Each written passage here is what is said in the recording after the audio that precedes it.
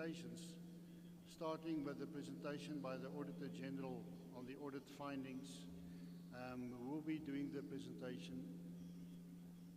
Oh, he's on his way.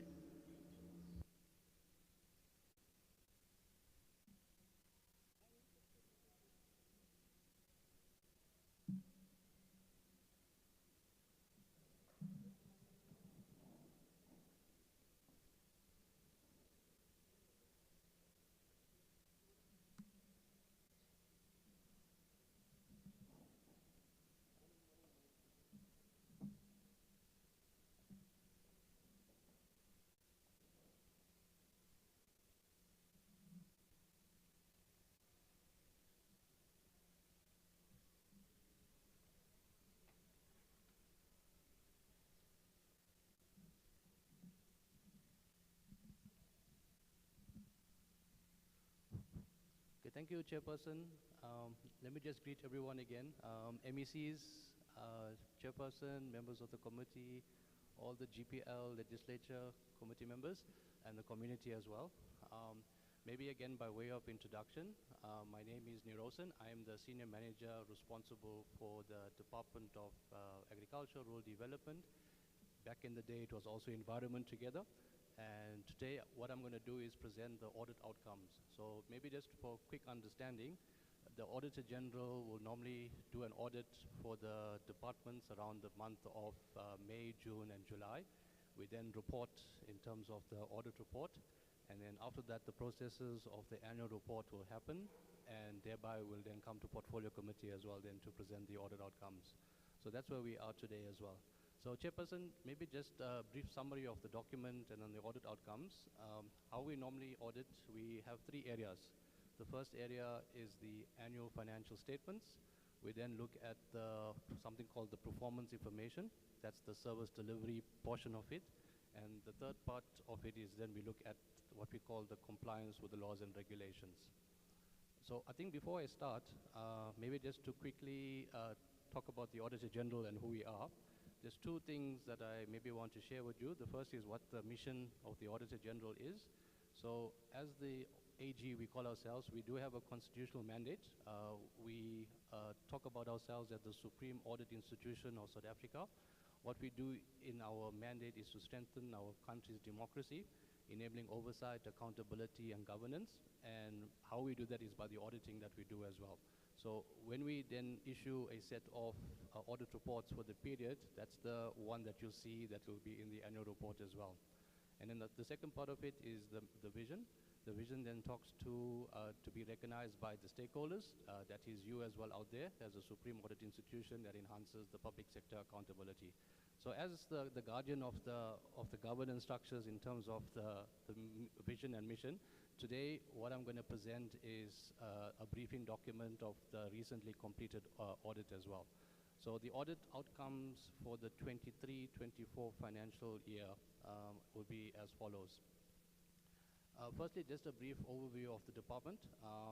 If we talk about how the department has performed in terms of the audit outcomes, we have an unqualified audit opinion with material findings on compliance on laws and regulations. So what it means is in the three areas I talked about, the first area is on the financial statements. We have confirmed that those financial statements were unqualified, meaning that what was presented is credible and that can be used by the user as well. The second part is the compliance. I'll just go a bit of detail of what that means as well when we talk about the material findings as well. So what it means is in terms of the comparison between the prior year and the current year, we found that this department specifically is in a process of stagnation, meaning that we want to get from a place where we see improvements from the prior year. I think unfortunately in the current year, that process has remained stagnant as well. But maybe to express some of the positives, the first positives is that they did do a lot of work in terms of addressing financial statement issues that were there in the past. So in the past we had material misstatements in the financial statements. Those have subsequently been corrected. I think the main challenge that the department is having is just to improve on their performance accountability, transparency and integrity, improve their internal controls, and then the compliance with the laws and regulations as well. So every year we do leave the department with recommendations year on year in order then to improve. We did find that they were making some good progress from the prior year in terms of updating those recommendations and implementing those action plans as well. So just to confirm the audit opinion history, so we would have just finished the 23-24 audit. In terms of that, we found that they were unqualified with findings as well. So it's just, the yellow means it's been stagnation. What we want to see is more green in that process as well. Chairperson, just to maybe just go through the audit outcomes in details. So in terms of the 23-24 financial year, we do have unqualified opinion. We did have a few emphasis of matters. The first one relates to litigation or contingent liabilities on the financial statements. Those are the claims or the lawsuits that the department is currently undergoing in terms of the legislation, the litigation portion of things. So we're just emphasizing that those needs to be taken care of. We do have the second part, which is their contingent liabilities. Those are the ones that we are saying there are possible claims against the department that they will have to go either to court or to try and defend as well. In terms of the second part of things, we talk about the report on predetermined objectives. This is where we look at the service delivery report. There's two criteria that we will use. The first one is usefulness. So the usefulness talks about how well those indicators are crafted and do they have something called the SMART principle. They're specific, measurable, attainable, reliable, and transparent. The second part is on reliability. So reliability meaning what they have documented in the annual report in terms of the targets and the outcomes have agreed to the POEs, which is your portfolio of evidence. So in the current year, we didn't have any findings on that. So we're happy to report that that was fine in terms of usefulness and then reliability. I think the one matter that we are dealing with as a department is on the compliance with specific laws and regulations. The department specifically is struggling with their 30-day payment processes. So in terms of the legislation, they need to make payments within 30 days. So for various reasons, could be cash flows, could be discussions with suppliers, or actually the internal control environment where they are not making those payments promptly as well. So it's something that was quite pervasive across the audit, and we just need to take note of that as well. Chairperson, the third section just speaks to something called the culture shift reflection. So maybe to speak quickly, what the AG is aspiring to is to get to a point where we see all of our auditees, we refer to them, to getting from a point of doing harm, which is the worst criteria, up to the point of doing good. So in order for the department to start doing good, meaning that they can prepare financials that are free from misstatement, good quality performance information, and no material non-compliance, there are certain things that will happen. I think the first one will be obviously having a clean audit. And then from there, we look at the correlation between what they spend and the service delivery. I think the ultimate indication is if they're making an impact to the community with what they do as well. So with this department as well, we are trying to move them along the culture shift continuum to say, let's start from getting the basics right, doing more than the basics, and eventually doing good as well. So they still have a bit of work to do in terms of that as well. So that will speak to the culture shift as well. Then the 4 areas that we use to identify how they're moving in the culture shift. The first one on the pie graph, institutional integrity. The second one is on the performance. The third is transparency. And then the last one is accountability as well. So those are the 4 areas we assess as the AG in order to see how well this department will do on culture shift as well. So just a quick reflection on how this department will have done. So the first area speaks to performance. So performance in terms of their targets. So as per their last audit service delivery report, 81% target achieved, which is quite good in terms of meeting what you're supposed to do. I think the challenge will be firstly impact of that. So the next step is to see if you did spend the 81% of your targets versus the money, how well was the impact felt on the ground. I think the main thing that is driving this is this, the support to the farmers, the women and the youth. So what we found is the grant spending needs to be better improved, so they don't spend fully on the grant, meaning if you don't spend all the money, you're not hitting those full service delivery targets. So it's something that was recurring in terms of the prior year as well. Although we found that what was spent achieved the mandate, there wasn't items of irregular, fruitless and wasteful examples.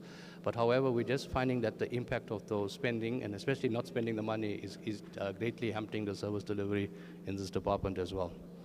The second leg, accountability. So they do well in terms of producing good reports that are done at all levels to the audit committee, yourself as the portfolio committee.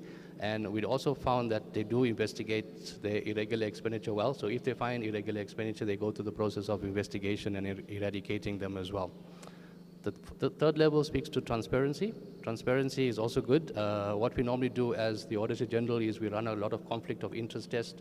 We do a lot of work in terms of finding if their declarations were correct, etc. So no issues identified them, as well as the integrity side where there is a lot of awareness made on ethics training, the disclosure of interest, the way they constitute the BEC, the BSC, which is their procurement division, also works well. There were some issues in the past which we raised to them. They've corrected it. So we're looking forward to proper procurement going forward as well.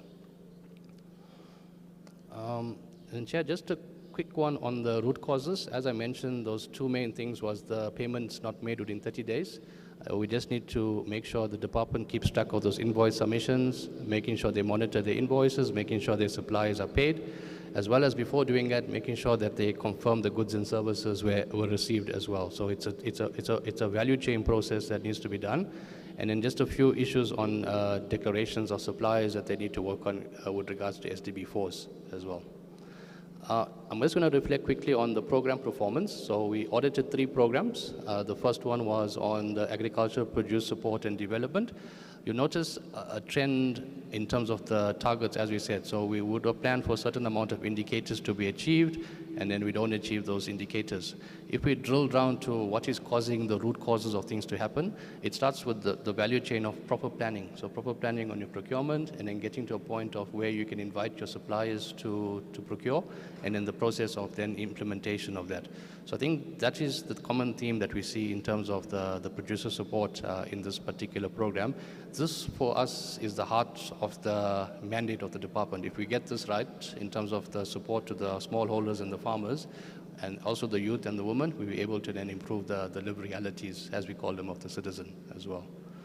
The second program, which is your compliance and enforcement, this is where the department has a mandatory process of enforcing compliance when it comes to certain landfill sites in the province, as well as just monitoring compliance with the NEMA Act as well. So again, a bit of unachievement in terms of the targets, as well as some improvements that we did note as well. Last one, biodiversity management, which is on the environmental side of things. This is where we take care of the environment by providing hectares for conservation. So just in terms of what was planned, we did not achieve any on this as well. So I think there is processes now going forward to start with the due diligence, making sure that we get our biodiversity management structures in place as well. And Chair, just to also confirm, we did not identify any irregular expenditure in the current year, which is good. There was some from the past which the department is dealing with, but currently nothing new as well. So that's a good positive at the department as well. And then maybe the one point I want to leave as well is this new concept that we had started 2 years ago. It's something called the material irregularity processes. So where the AG has come in the past and makes recommendations, and then we see those things are not changing sufficiently, and then when we also identify in the findings that we have material financial losses, we can actually now take it a step further to actually hold the accounting officer responsible.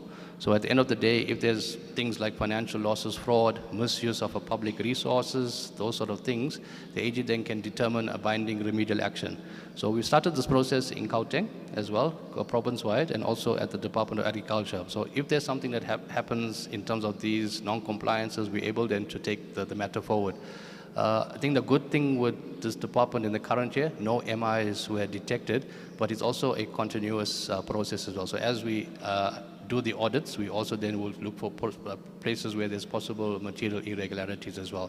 So this is something that also talks to something that the AG has now implemented, which is the enforcement leg of things. So if we continuously recommend things and we don't see the action plans develop and change, we're able to go to the next step, which is the enforcement leg as well. And just the last part on other matters. We just want to talk about things we'll have senior management to comment on. So after every audit, the department under the HOD will be responsible for developing an audit action plan. that audit action plan needs to be smart, needs to be time-bound, and needs to see some progress. And then every quarter, we will evaluate that as well. So we just finished that process now, and we left them with something called the management report that has the detail of the findings. And then the department then has the ability to correct what is there and make sure that they don't recur on those findings as well. So the internal controls, I think the ones in red we're worried about the oversight, responsibility, and monitoring, the proper record keeping, and I spoke to the compliance as well. So those areas are the three that are driving this department from not achieving their clean audit going forward. If they can fix those root causes, Chair, I think they'll be on a good step to go forward as well. Then lastly, maybe to say what the portfolio committee can do from our side. It's just continue to support the oversight of the department. The department still needs some capacitating on the SCM unit with adequate controls.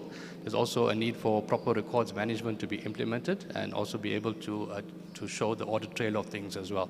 So things like the basics, like the asset register, have the audit trail to show. So when the AG comes through, they're able to do that as well. And then the quarterly review of the performance reports, just to make sure that there are no findings identified as well. So the key recommendations, what we want to say as our anchor statement is talk about an improved service delivery enabled by capable cooperative, accountability, and responsive institution delivering on their mandate. So how we do that is we activate the accountability system. So everybody in the system has a part to play, from the person that does the day-to-day operations at the department up to the senior level, to the head of department, as well as the various structures, be it the internal audit, the audit committee, etc. as well. Yep. So again, the few points to leave with as well. The department needs to strengthen on their financial review processes. The checklist on procurement needs to be in place. The proper record control system and management over the access to information. So as we said, we struggled a bit with getting information upon request on the audit, so that needs to be improved. The security measures around theft and vandalism. So some of the properties or some of the areas or the demarcations that needs to be secured in terms of game reserves and the landscape as well. And then they are then going through a new organizational structure. It's a process of evolution in the current year where the department has split. So we just need to manage the splitting and how we just make sure the governance processes are still in place. So I think if we get those right, Chair, we're able to be on a good path in terms of the next year as well. I think that's my presentation. Thank you so much.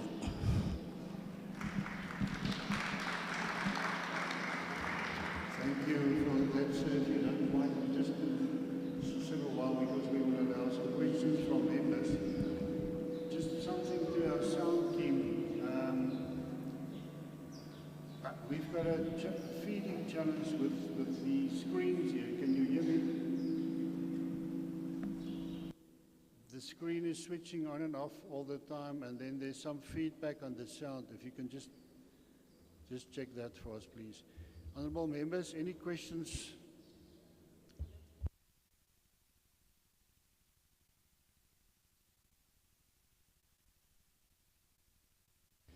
I think what we'd rather do then is just to first receive the presentations of the departments, and then we will do the questions. So I will now invite the Department of Agriculture and Rural Development to do the presentation on the second quarterly report, or the annual report first. Okay, yes, the annual report first. Thank you.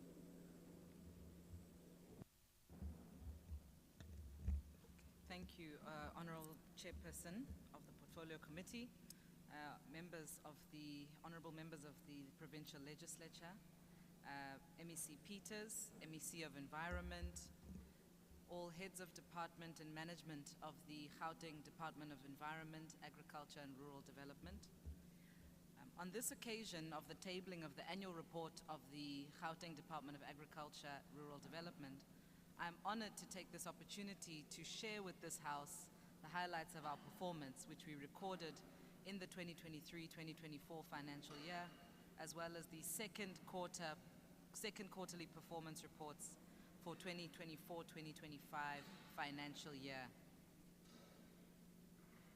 The annual report is one of the tools that enables us to account for our performance and demonstrate that our activities contributed to the achievements of key service delivery imperatives on behalf of the people of Gauteng.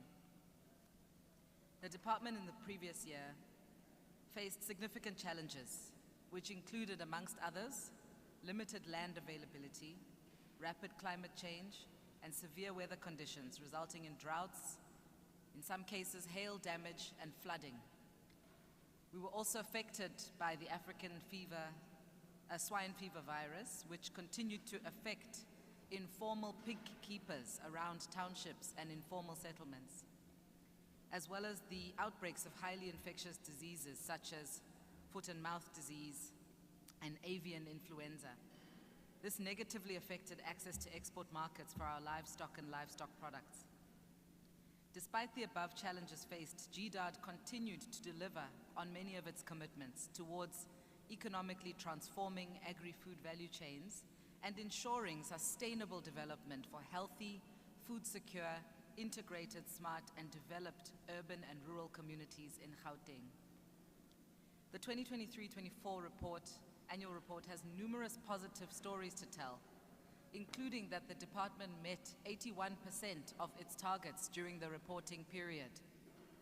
In both the annual report and the Q2 reporting period, the department has consistently capacitated women, youth, and smallholder farmers, exceeding our targets as to the volume of agricultural produce aggregated through agrologistics and parks. Further, the department had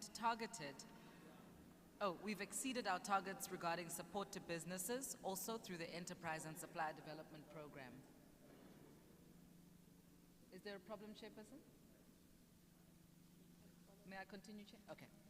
Further, the department had targeted that 40% of total procurement must target businesses owned by women. This target was exceeded by 19%.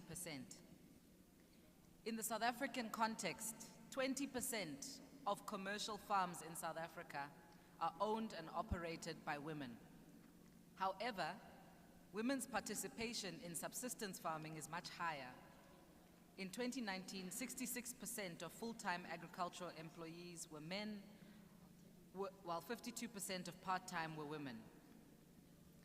Since I have taken office, I've ensured that the work of the department is focused on the achievement of 3 core priorities, which is ending hunger, supporting the commercialization and mainstreaming of small-scale farmers, and facilitating economic growth and sustainable job creation. It is against this backdrop that the goals, achievements, and challenges faced by the department must be measured during the 7th administration. Within the context of the department's 3 priorities, as well as the Growing Gauteng Together 2030 as the plan of action and the guiding policy of our province, the following key priorities highlight and characterize the second quarter. In the second quarter, key strategic partnership plans were adopted to enhance the strategic framework of the department. Through the veterinary services, the department created awareness about rabies during the World Rabies Day that was held in Eldorado Park.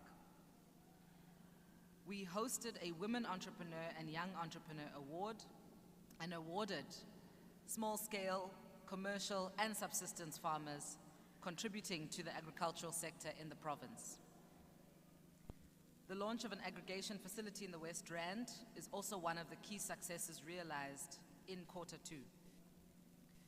Under the performance indicators, the Department of Agriculture and Rural Development achieved 72% of its indicators for Q2 performance period, and we have exceeded our targets regarding the provision of skills development and the capacitation of smallholder producers, as well as matched and exceeded our targets in numerous other areas, which will be presented further by the department.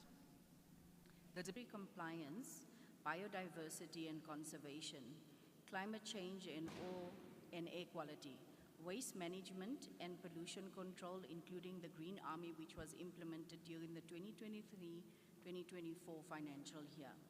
In the past financial year, GDAD continued implementing the 5-year strategic plan and annual performance plans, to which the focal point was on implementation of key interventions as per Premier Panyaza Lesufu's elevated priorities in addressing the following environmental management programs: protecting the environment and enabling sustainable development, especially in townships, informal settlements and hostels; spearheading the coordinating of provincial climate change. The department in the previous financial year faced significant challenges which included, amongst others, rapid climate change that further exacerbated these challenges, bringing increased intensity and frequency of severe weather conditions that threatened infrastructure, food security, human health, and the well-being of our ecosystem.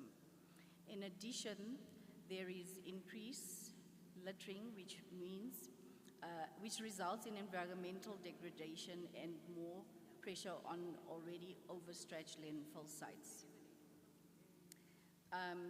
Chair, the following of the key highlights achieved for the environmental management programs within the department over the past financial year was responsible for sustainable development mandate of GDAT, that is protection and management of Gauteng's natural, environmental resources and ecosystems.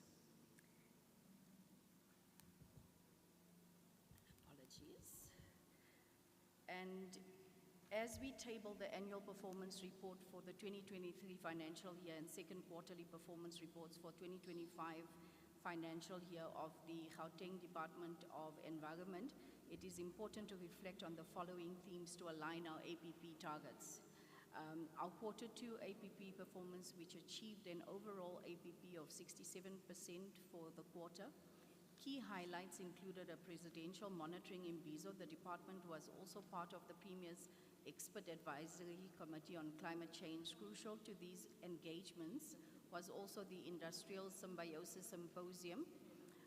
CSIR was held at the ICC Pretoria to foster dialogue to divert more waste from landfills and ultimately reducing GHG emissions and overall improvements of waste management. Under the performance of the indicators, the Department of Environment achieved up to 77% of its indicators within the Q2 performance period.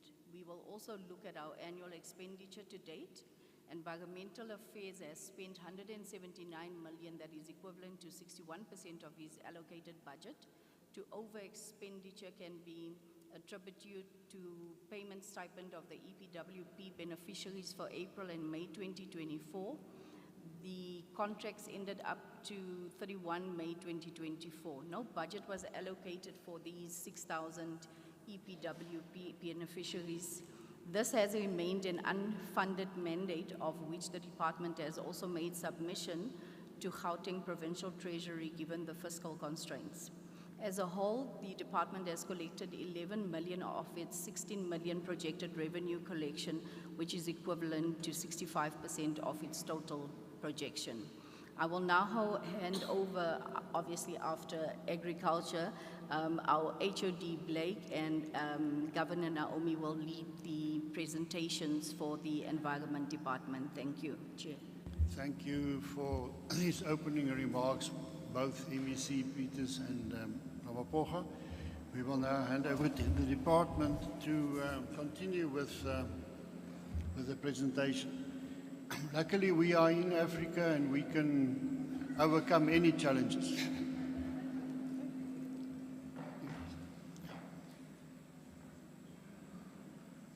Just while they're busy, just another piece of information that I wish to hand through. Those of you who will be needing, the men's rooms are on my left and the ladies on the right.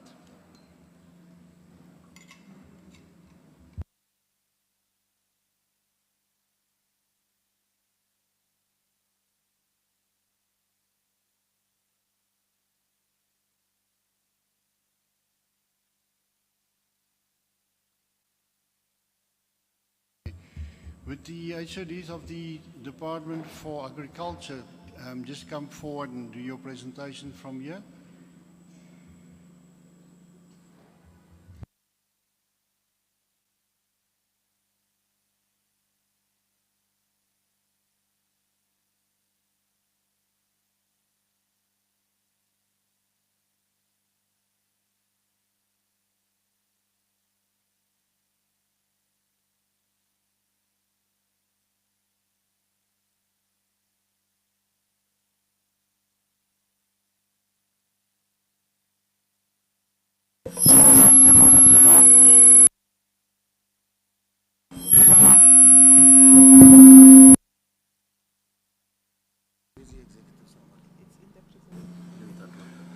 Okay, it's working. Good morning once again, and good morning to the chair and the committee, the MECs, members of the community. My name is Kululek Lemase. Both myself and HOD from Environment, we're not going to speak in this item. Ms. Naomi Ngabinde is going to present the annual report for 23-24. Then when she's about to present for Q2 in this financial year, I have 1 or 2 slides at the beginning which I'll present, but let me hand over to Ms. Ngabinde to present on behalf of the department. Thank you so much, Chair. Thank you,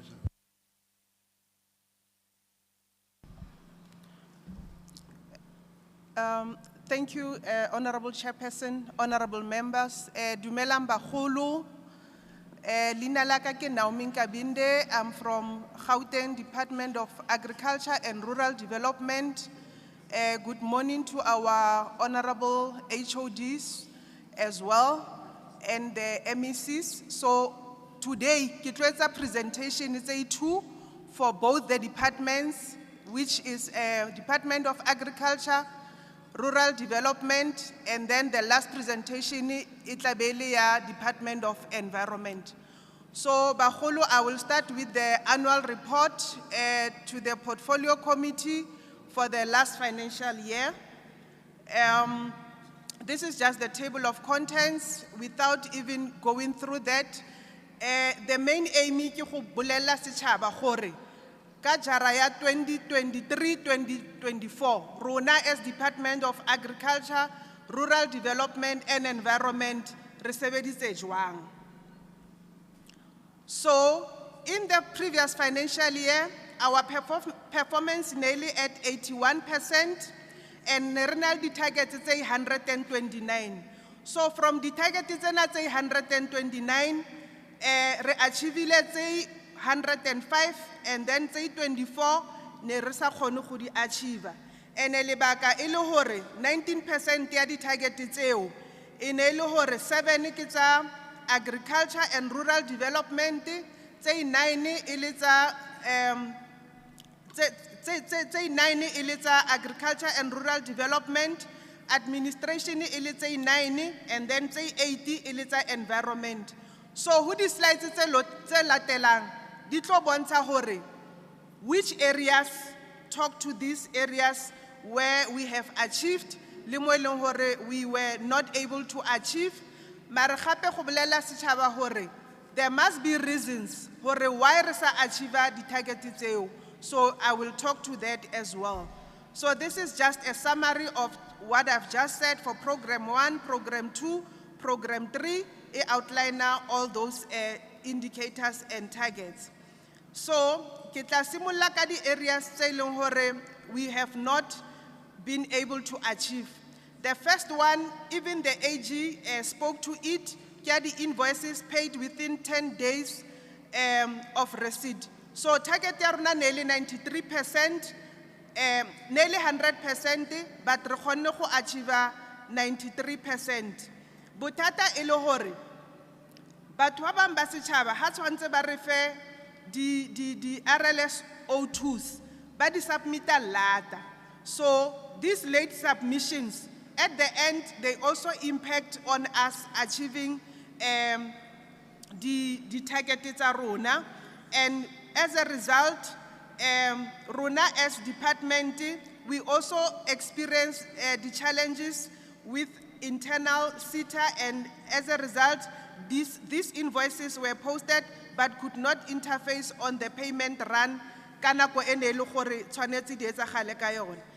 then mo go mo re sa berekang sentle bagolo ke mo eleng gore re na le target group tse di targetang people with disabilities, people, military veterans, le what we call percentage increase department spent in townships. And botata mo ibile gore rona re tsa sure gore when these RFQs are submitted, batho ba re fa dipampiri tse re di batlang. Mare during the last financial year, most ya batho ba ne batla go department re bone gore ga ba comply le dilo tsa tax. They were non-tax compliant. Then as the department ra bana le a corrective measure gore re kgone go ba ruta gore ba kgone go achieve in the next future. And then mo go mo eleng gore ha ra sebetsa sentle, like AG a tlhalositse, ke mo eleng gore we anticipated to have a clean audit. So ha ke no bua ka yona thata, but we ended up with an unqualified audit with findings, and ke mo eleng gore there was something that we call material adjustment to the annual performance report and non-compliance to legislation. So AG has already alluded to that. And then on human resources, target ya rona e ne le gore re maintain a vacancy rate below 10%, but rona ra ba go 12%. So 2% nyana ele ya ba bothata, because tshwantse re sale mo e leng gore ke 10%, so rona ra ba mo 12%. And bothata mo ebile gore there were delayed approval of posts and moratorium by DPSA, which then affected the filling of posts. So we have prioritized a total of 22 posts for filling in the new financial year. And then when coming to sustainable resource management, modilonza agriculture, under agricultural infrastructure established, we were only able to achieve 7 out of 50 agricultural infrastructure established. And then mona rebane le mathatanyana le DBSA mo eleng gore ne re expectile gore in terms of progress e tshwantseng ba re fe yona e be ka bonakonyana, but there was slowness in terms of project deliverables. And then re ba engaged mo eleng gore we are busy embarking on these engagements with DBSA. And then on hectares of agricultural land rehabilitated, our target was 1,400, re kgonne fela go achieve 752, and then le ya di green jobs as well. Target ya te nearly 600, re kgonne fela go etsa 169.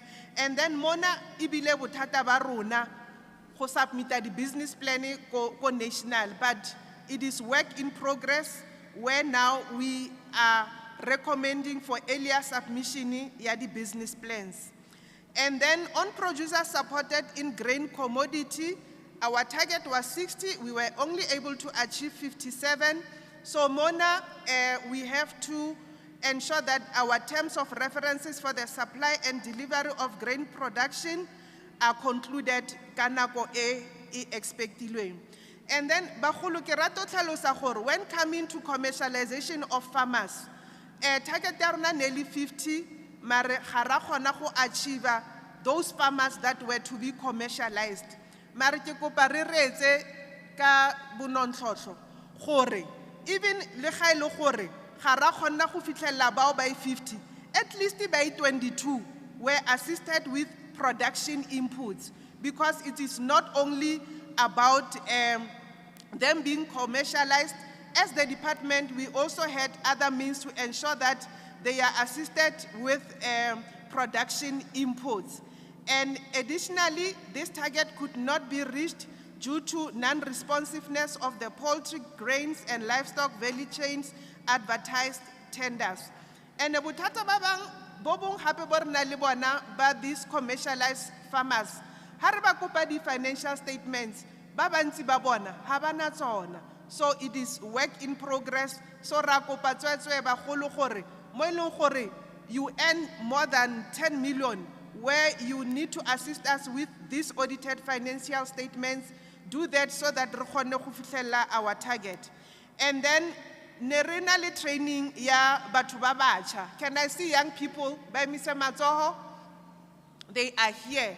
So this target is for the entire Gauteng. We train these young people in production programs as part of rehabilitation programs. So here we were working collaboratively with the Department of Social Development, because most of these young people that we targeted for that financial year, these are young people that were rehabilitated from the substance abuse programs. So Ratola hore less youth showed interest in food production training as was organized by GDAD after they have been released from rehabilitation programs. However, Harefeli Mo, GDAD will put mechanisms in place to ensure that we attract more youth who participate in our skills development programs in the new financial year, which is 24-25. Hectares of agricultural land released for agriculture, percentage of agricultural land allocated to youth and also to women. That's also one area where we have not achieved our targets. We must remember that as agriculture, we don't release land. However, the main reason why we did not achieve this target is that the department could not achieve this target due to unavailability of agricultural land because an audit study mo eleng gore Gauteng yona ka bo yona ga ena lefatshe le leng gore re ka kgona gore go le release.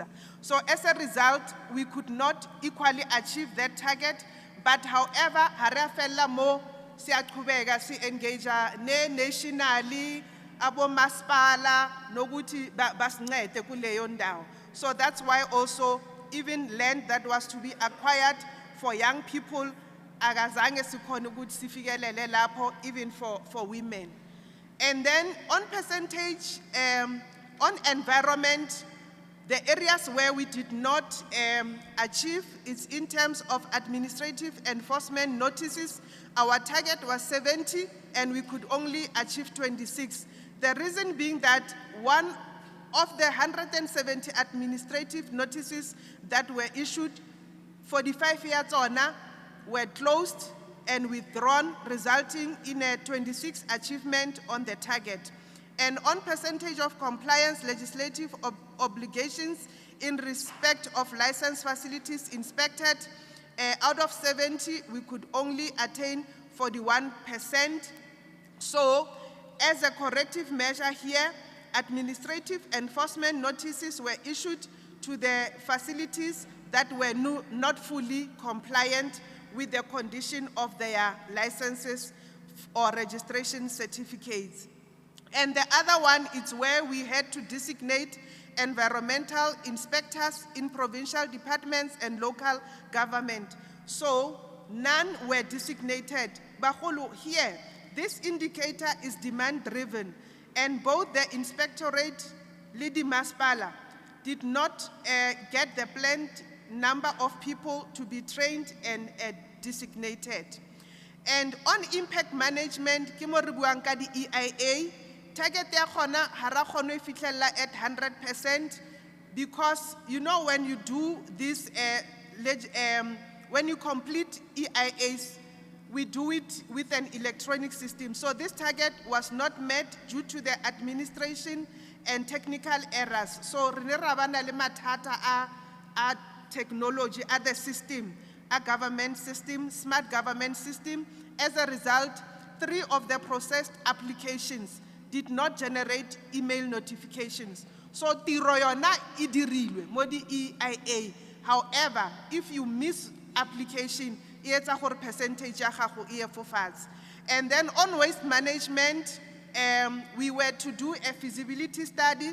Maratola e le gore, when we were supposed to have done that feasibility study, the service provider unabatla a pre-feasibility study before we can come up with that feasibility study. So we resulted not achieving the target due to those requests that were made. And on the Gauteng waste minimization regulation promulgated, the target was not achieved because there were prolonged processes of getting concurrence by the minister. So if you don't get concurrence by the minister, there's no way you will achieve this target. So yeah, it's a risk to achieve as was expected. And then this one, AG also spoke to it on biodiversity, where hectares under the conservation estate, the target was 89512, but we could not achieve the target. And here, the declaration processes were prolonged. And on new stewardship sites, assisted to increase land under conservation through the biodiversity steward program. There were delays in signing of the declaration notices, as most of the due diligence activities are reliant on external stakeholders. So for both the indicators, we are to pay much attention to the declaration notices for due diligence. So the last slides, Honorable Chairperson, Honorable Members, MECs, HODs, le Phuthego ka moka, these are the areas where we have achieved. So I will just pick there and there because it is quite a massive report in terms of all these areas that we have achieved. Marka re mo ra thanda, I will just pick up on what would have been relevant to TISH, which is township, informal settlements, and hostels in terms of the work that we have done. So in this community, or in the communities of Gauteng, we achieved 100% on our Ntirisano commitments, and also in terms of percentage of total procurement targeting businesses owned by youth, we were able to achieve 54 against the 30%. And then on agriculture and rural development, where we have equally achieved is more on women producers that were supported, the hectares planted for food production, small producers that were supported, and we are happy to report that from the target of school food gardens that were supported at 150 within TISH, we were even able to achieve 156 where we planted more gardens. And again, we ensured that women producers are supported to a total of 4,595. And again, we were able to ensure that there are research projects that are implemented to improve agricultural production.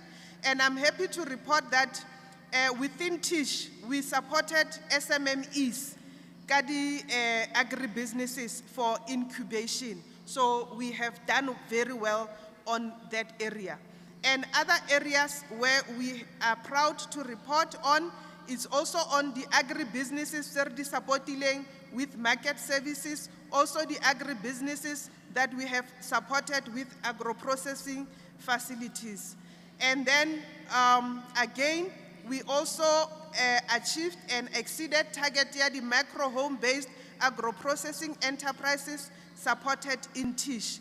And also the stakeholders, it's for all the communities in implementing the rural development programs, we exceeded the target. And also on agricultural production initiatives in communal areas and rural nodes that were supported. And then we also supported businesses through enterprise supplier and development programs, so we have exceeded the target. So on environment, we were able to reach 100% in terms of S24G applications that were finalized within 60 days, and also our intergovernmental sector programs that were implemented. And again, what we have done well on agriculture, we were able to retrain batho on waste recycling, where target yarna nearly 100, then ra achieve 103. And then we were even able to formalize these waste recycling cooperatives. So it is job well done on environment on those areas. And what I'm also proud, we also encourage batho gore ba plante ditlhare tse re di tholang ko agriculture, and during that period we far exceeded our target on tree planting, which is the target was 700,000, and we were able to achieve more than what was planned. And then the next report will be, MEC, should I do the Q2 or move on to financial management? I think it's CFO's part now. Then Yeah, before we move. so I'll obviously also hear from the chair, but I would say finish your section. Wezele quarter 2, and then when you're finished, we can hand over to the CFO. Okay. Thank you. Thank you, MEC. So, Bahulu Kifedise ka annual report, and then I will move on to quarter 2 report. Lebu, can you come and assist me?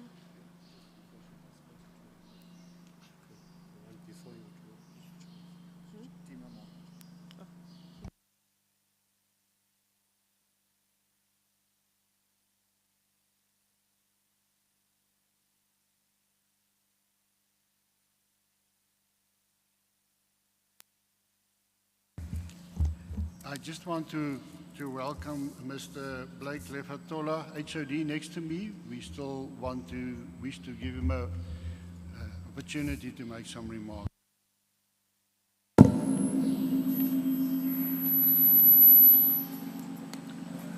Dumelang bagolo.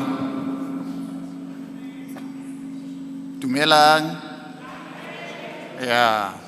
Lebitso la ka ke Blake mostly Lefatula, HOD Department ya Environment. The Department of Environment is now a separate standalone department. It's no more combined with the Department of Agriculture and Rural Development.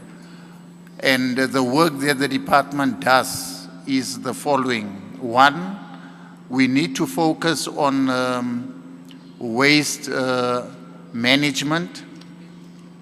In other words, we must work with the municipalities to ensure that our environment is clean. The second area that we are working on and that we are responsible for relates to climate change. So we need to work with municipalities and with communities to ensure that we put proper strategies in place to deal with climate change challenges. The third area relates to conservation, and the fourth area relates to biodiversity.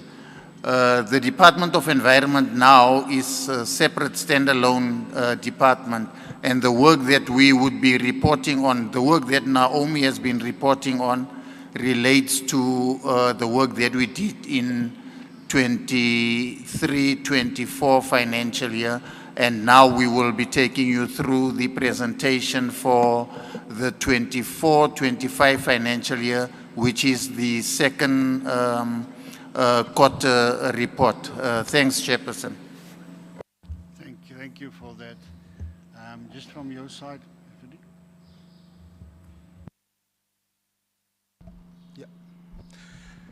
Good morning once again, Chair and members of the community. I greeted you earlier, but my mother used to saying that greeting doesn't cost anything. You can't say I've greeted you, I can't greet again. Good morning once again. Ms. Nkabinde is still going to present on behalf of the department. Ms. Nkabinde is responsible at this point in time for reporting for both departments, as you can see. But there are a few slides that I'll present it myself, and then she'll come back to the detail. I promised some months back the committee that we'll try when we come here to the committee, because one of the issues the committee have raised that we quickly jump into numbers and don't contextualize what is it that we are trying to do. And this is an attempt, and will improve as we go along to do so. Just to reflect on some of the key activities of the department before we go to the numbers of APP that we achieved 1, or achieved 2, or didn't achieve 3, just to saying that in these last 3 months, 3 months in terms of government calendar is basically, the first 3 months is April, May, and June, which we have already presented to the committee. Now we are presenting July, August, and September. So we are only focusing on those 3 months. What is it that we have been doing as a department led by the MEC in these last 3 months? So the first point we wanted to make that, as you know, there's a new government, the committee is a new committee. So the MEC, one of her responsibilities is to begin to build a plan for the next 5 years, which is what is called the 7th administration. In order to do so, we don't just sit in the office and plan and write documents. The MEC, as a leader of the department politically, she has to engage various stakeholders, the committee, civic society, individual communities. So during this period, that's what MEC has been doing, engaging various stakeholders supported by the department. I am told that even this morning she visited one community here in Ratanda, as an example. One project that she wanted to look at as an example. So that assists us to pull together what is a plan for next year, for next 5 years, so that is informed by the views of society in different formats. So that's one point that she's been, activities that she's been busy with throughout Gauteng. The second point is related to that, but is what we call the strategic partners. There are various institutions that are working in agriculture, in the sector of agriculture, Agri Gauteng, Agri SA, and various other institutions, development institutions that could assist to enhance and elevate the work that we are doing as a department. So we have been busy with the MEC engaging those institutions. It's important to do so because to help us to do our work better, either in terms of finances or technical support or just advice on what better to do to expand the work that we do. We engage with those institutions. These are the institutions we will work with in the next 5 years and beyond. There's also, of course, as you know, when the MEC was introducing, he introduced someone by the name of Dr. Abulao, who is responsible for veterinary services.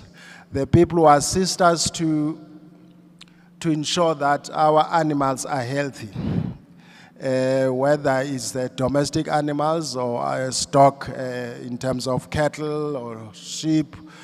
So there was a day called the World Rabies Day that deals with issues of disease, mainly in dogs, that we have been busy with. That is important. It's even more important, although it's not directly related to what is happening with food poisoning, but this is not necessarily related, but it's important responsibility of government to ensure that we have healthy animals that do not affect human beings, and that's important work that we are doing. MEC mentioned this in the context of last financial year, the last point, that she also hosted the Women and Youth Entrepreneurship Awards, which it was in the city of Ekurhuleni, somewhere, is it Bidoni or so, to award young people, to award women who are involved in agriculture as a way of supporting them, elevating them, but showcasing the work that we do. So that's one of what we're busy with in the last quarter, in the last 3 months. The other point, activity rather, is what we call rooftop vertical farm that the MEC has been busy supporting, and one of the areas she visited is Auckland Park. The reason for this is you'll know that Gauteng, we do not have a lot of land like other provinces. We also have a huge population of more than 15 million. We also have people who stay in cities, but who can actually do some form of farming within the city, but of course must adhere to health issues. So part of it is to use effectively the land that we have from a vertical point of view to encourage agriculture. We also launched the aggregation facility by the MEC in the West Rand in the quarter that we're in as part of supporting some of the small farmers. I don't want to say much about the last one. All of us, I'm sure even the committee yourselves were involved in the Mandela Day, an important day, but for all departments led by the MEC, we participate in those. So those are some of the key activities We're still responsible, of course, on a day-to-day basis, hour-to-hour basis, to implement our plans as approved by the legislature. That's why we are here today accounting to the legislature. The last slide from my side is just to highlight some of this is to the committee, some of the, whilst we may have done some good work on the ground in this area and that area, trying the best we can, but there are areas that we are grappling with, struggling with, that we must mitigate, of course, against. It's our responsibility to mitigate against this area. One of those, I think, was mentioned earlier, that we had a program of the expanded public works program, which was not, from a financial budgeting point of view, was not properly planned in the previous period, and therefore it has some impact on some of the work that we do from a financial constraint point of view. One of those resultant issues is the issue of the 30-day payment. You heard the AG was speaking about this matter, the person from AG, that we have a responsibility of ensuring that if you provide a service to government, within 30 days your invoice lands on our desk, we must have paid you. In fact, in Gauteng, we must pay you within 10 days. So in some cases, we've been unable to do so because of the cash flow issues, because money was used for EPWP. The last 3 points are related. We also work with national departments to be supported on some of our programs. The reason for that is that the resources that we have as a Department of Agriculture will never be enough to cover all the needs of the people of Gauteng from an agricultural or farming point of view. So we are one government. We may be Gauteng, but national government is a government of South Africa. We are one government. So there's some support that we receive from them. One of those is called Comprehensive Agri Support Program, in short, CASP. One of the reasons we are still behind, and Menkabinde is going to report that in detail, is that we receive, in terms of our planning processes, we receive the first payment from National sometime in July. That is already late to ensure that is all implemented what was planned for up to this period for the last 3 months. The second grant, which is also related, is what we call Presidential Economic Stimulus to support some of the smaller entities, community households, community gardens. We have a 53 million from that grant. However, that 53 million has not been disbursed to Gauteng. So we couldn't act, we couldn't implement, because implementation of those plans depended on that. We only received last week about half or so of that, just over 26.9. So we'll start implementing that program moving forward. So in the detailed presentation, it will show that we have not moved much in relation to what we call PES.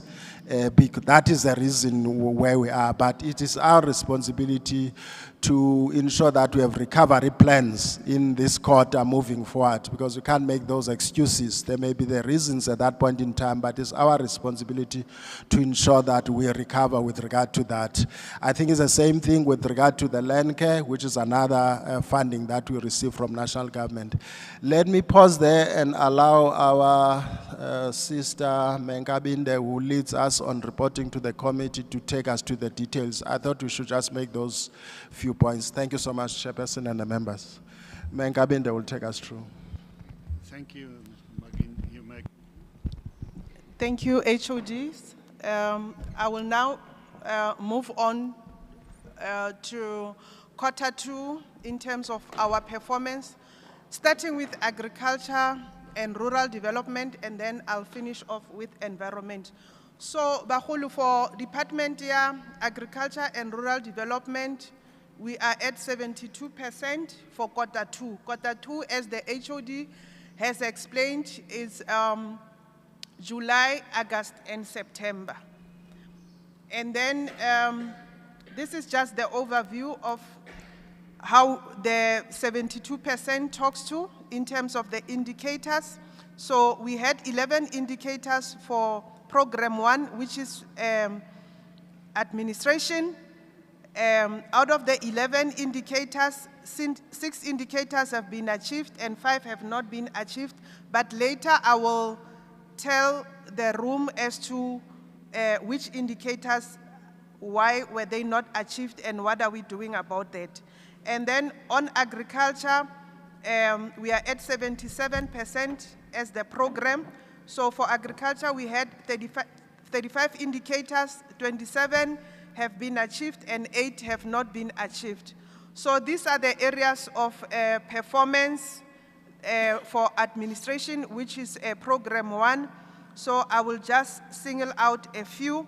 We have done very well in reducing irregular expenditure. We are at 100%, and also on procurement that target businesses for women and youth, we have exceeded the targets. And then on agriculture, where we have exceeded the targets, in relation to the work that we do in our Tish communities, that includes women producers that were supported with vegetable and piggery production inputs, where we were able to achieve the target as was planned, and also the target that we had for small holder producers that were to be supported, we have achieved the target. And these smallholder producers were supported with vegetable and piggery production inputs. And as we are still in agriculture in terms of our achievements. So for the Q2, the quarter under review, we had planned to train 220 people in skills development programs in the sector, and we have exceeded the target. And the type of training included various aspects in terms of pest management, how they should use chemicals in vegetable production, mixed farming, financial management, etc. And one other area that I can report on, it's with regards to the capacity building activities that were conducted for smallholder producers. These activities were conducted through technical advisory services, and it was demonstrated as on how they can be trained on head health, winter vaccination, etc. So we have exceeded on these targets. And on agribusinesses that were supported with Black Economic Empowerment Advisory Services, our target was 20. We were able to exceed the target, and there was a positive responsiveness of these agribusinesses. As you are aware, the market days. So when we do market days, we encourage communities to come to learn as to what support are we offering them as the Department of Agriculture. At the end, these SMMEs were assisted. And again, on SMMEs, others were supported with business incubation, so we have equally achieved the target. And not only that, these agribusinesses were also supported with marketing services, so we have exceeded the target. And then we had a target, micro home-based agro-processing enterprises that were supported in townships, informal settlements and hostels. The target was 70, then we were able to reach 102. The reason being that more of these micro home-based agro-processing enterprises in Tish were supported with various training, so it then assisted us to reach the target.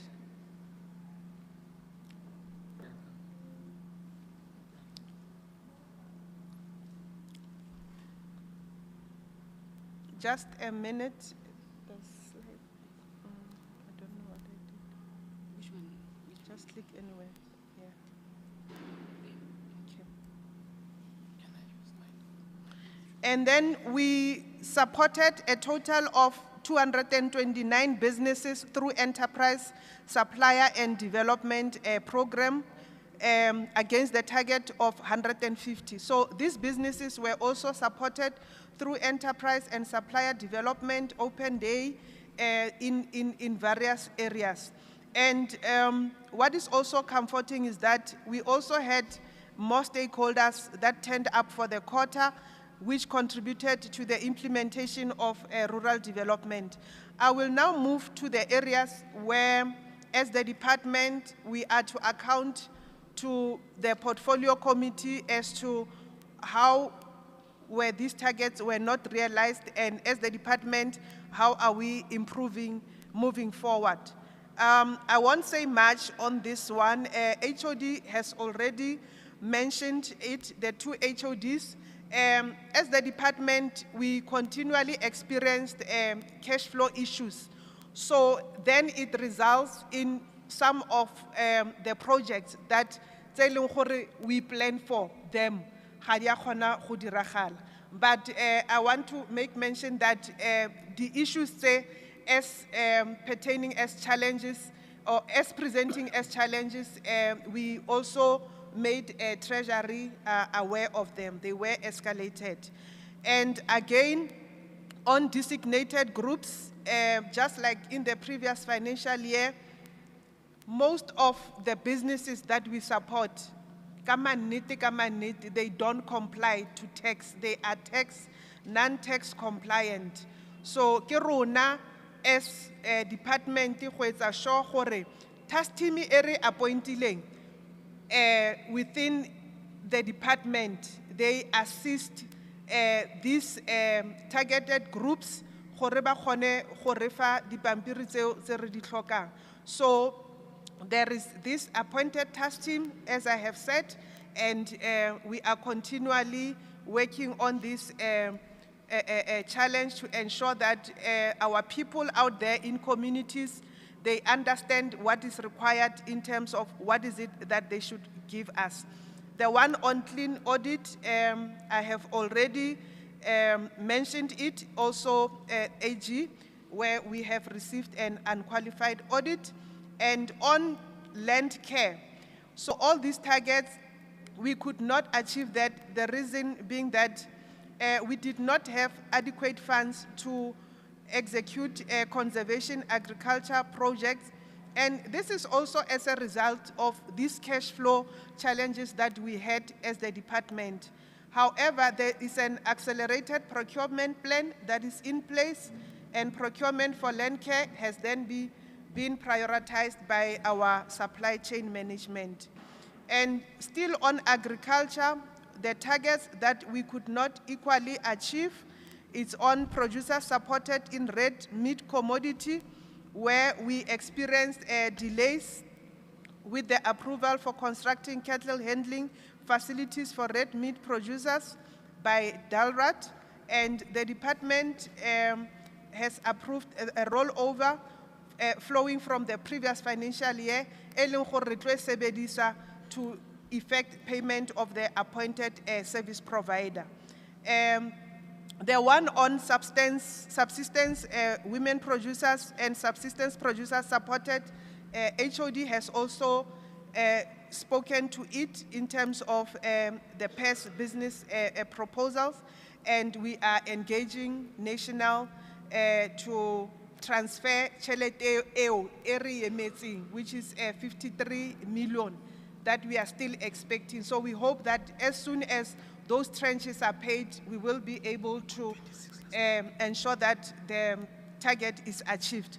And lastly, on veterinary services, I want to mention that most of the targets were already achieved in Q1, but because we had to report on Q2, so when we add Q1 and Q2, equally we have already achieved on visits to epidemiological units for vets, and also on the lab tests that were to be performed. And moving on to environment, HOD has also given his highlights on the work that transpired for environment, and again there, the issue of cash flow remains as a challenge. So on environment, we are at 67%. So the very same slide that you see here is the same scenario that we painted on agriculture for program 1, and yes, on program 1 indicators. And on environment, we had 13 indicators, 10 were achieved and 3 were not achieved. So these are the areas that we have achieved. On environment, where there were work opportunities that were created, and on total procurement targeting businesses for women and youth, we have far exceeded the target. And again, we have ensured that there is complete atmospheric emissions licenses issued within the legislated timeframes. And environmental capacity building conducted, we exceeded the target. So I'm moving on to the areas where we have not performed. The very same scenario as we have reported in agriculture, because we were still joined as the department, so it is still that aspect of cash flow issues where now Treasury has been made aware. And then the same targets on designated groups, we could not achieve them. And on the clean audit, I've spoken to it when I did the previous presentation on agriculture. So for environment, we are also affected. So this is the last slide on environment, where on EIAs, we are at 96% against 100%. And again here, out of the 183 applications that were to be finalized, we were only able to complete 10. And this was as a result of introduction of centralized database and other factors. But we are ensuring that there are weekly updates of applications that requires extensive consultation internal. And again, we experience intermittent or unstable SITA network connectivity challenges when we were to complete biodiversity permits. So we have corrected that there should be prompt reporting on incidents by system end users within the department. And the trees that we planned to target for the quarter, we did not equally achieve them. And this is mainly, again, due to the challenges that are related to cash flow challenges that we have. So then I will call upon the CFO to report on quarter 2 finance on the annual report. Thank you, Chairperson and honorable members. Thank you for the presentation. I just want to connect the device for the CFO.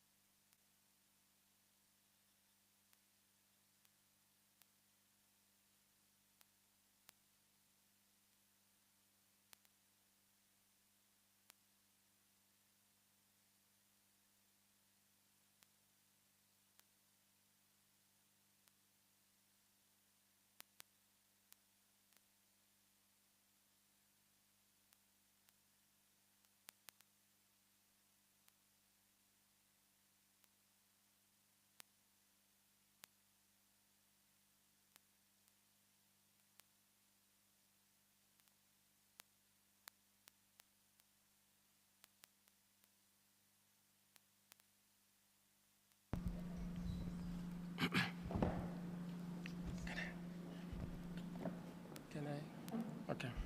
Thank you, CFO. You may continue. Thank you very much. Let me first introduce myself. Or maybe before I introduce myself, let me greet the chairperson of the Portfolio Committee, members of the Portfolio Committee, the 2 MECs, the 2 HODs, colleagues from both the Department of Agriculture as well as Environment, as well as members of the public. My name is Rulani Pelembe. I'm the Chief Financial Officer of the department. First, Chair, I will be presenting the performance on our quarter 2, which is the 3 months of July, August, and September for the year 2024-2025. And thereafter, Chair, with your permission, I'll then present a few slides on the annual report. So in terms of our performance for the second quarter, which is the quarter which ended on the 30th of September 2024. So in terms of our projected budget for the quarter, we have 3 programs in the department, and I'm reporting for both the Department of Agriculture as well as the Department of Environment. Program 1, which is administration, our projected expenditure was 65.4 million. For program 2, which is now the Department of Agriculture, our projected expenditure was 120.7. Program 3, which is the Department of Environment, our projected expenditure was 75.8 million. So what we projected to spend for the quarter,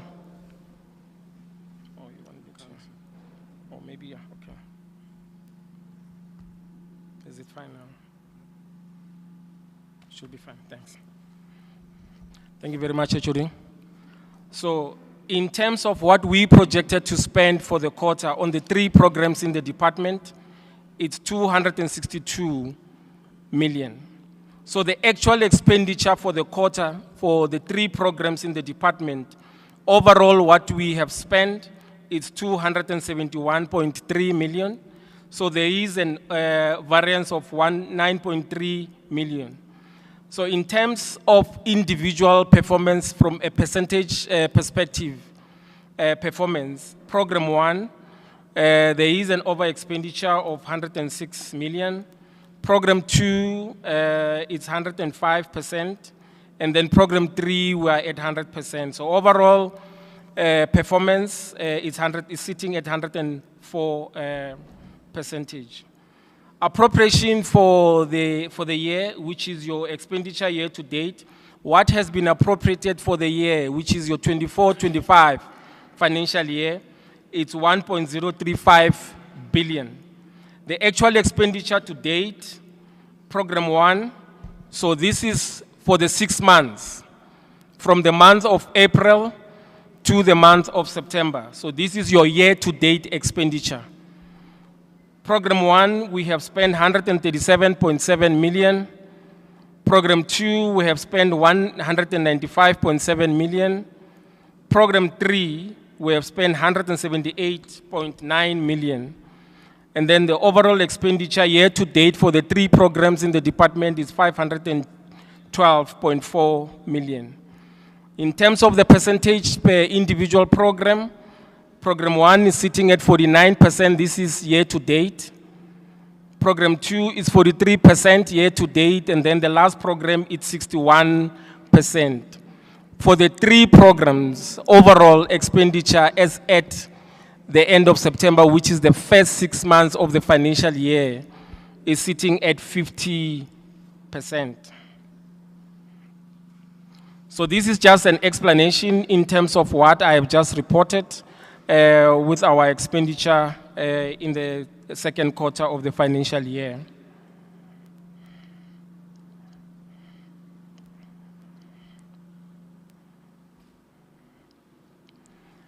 I'll now move to the other program, which is also in our budget transfers. This is where we're supposed to be making transfers to various institutions, municipalities, as well as your higher education institutions.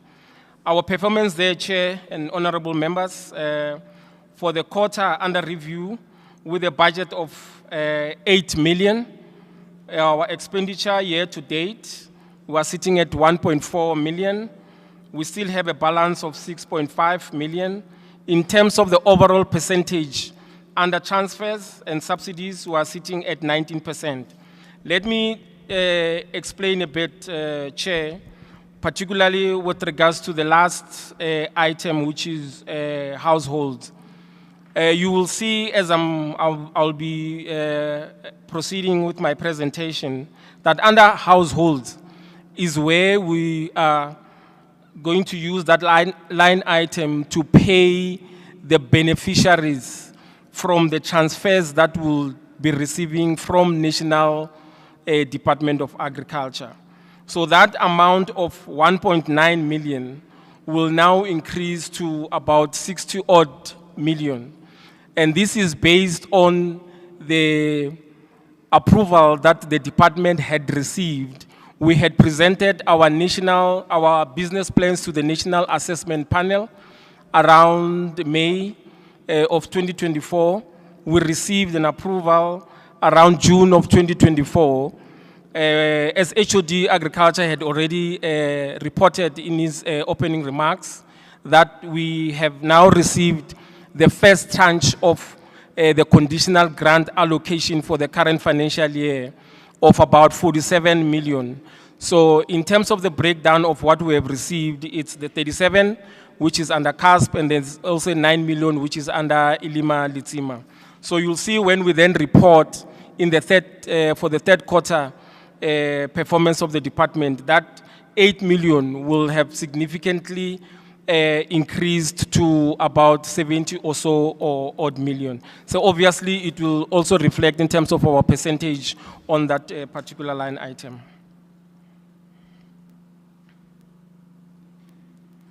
In terms of our capital expenditure, our initial budget allocated is 23 million. What we have spent, it's 1.1 million. We still have a balance of 21.9 million with a percentage performance of 5. Let me also add again, HOD under that line item, capital expenditure.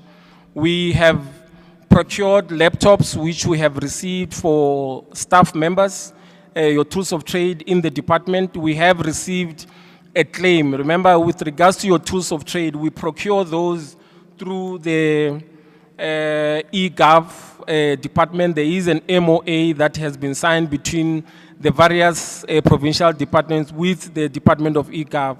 So they procure our tools of trade on our behalf. We have now received a claim of 4.8 million, which we now expected to pay, which will then increase that 5% to almost 18-19%, which will then again report in the third quarter performance in the new calendar year. We also have procured again, chairperson, tools of trade for the 2 offices of the MEC for Environment as well as for the MEC of Agriculture, which will also increase. It's about 700,000, which will also increase that expenditure under capital expenditure line item. Infrastructure, yes, our performance is not that very good, chairperson and members of the portfolio committee. In terms of our initial or original budget, there is an allocation of 23.1 million. Our performance with regards to infrastructure, there is 34% that is under your internal capacity, which is the payment of salaries within the infrastructure development unit in the department. So what you see there, that expenditure of 6 million from the original budget of 17.7 million, it's only to pay salaries within the IDU unit. In terms of your upgrade and additions, there is no expenditure, and let me also explain, chairperson and members of the portfolio committee. You'll recall when we presented our first quarter performance that our infrastructure implementation is currently implemented by the DBSA.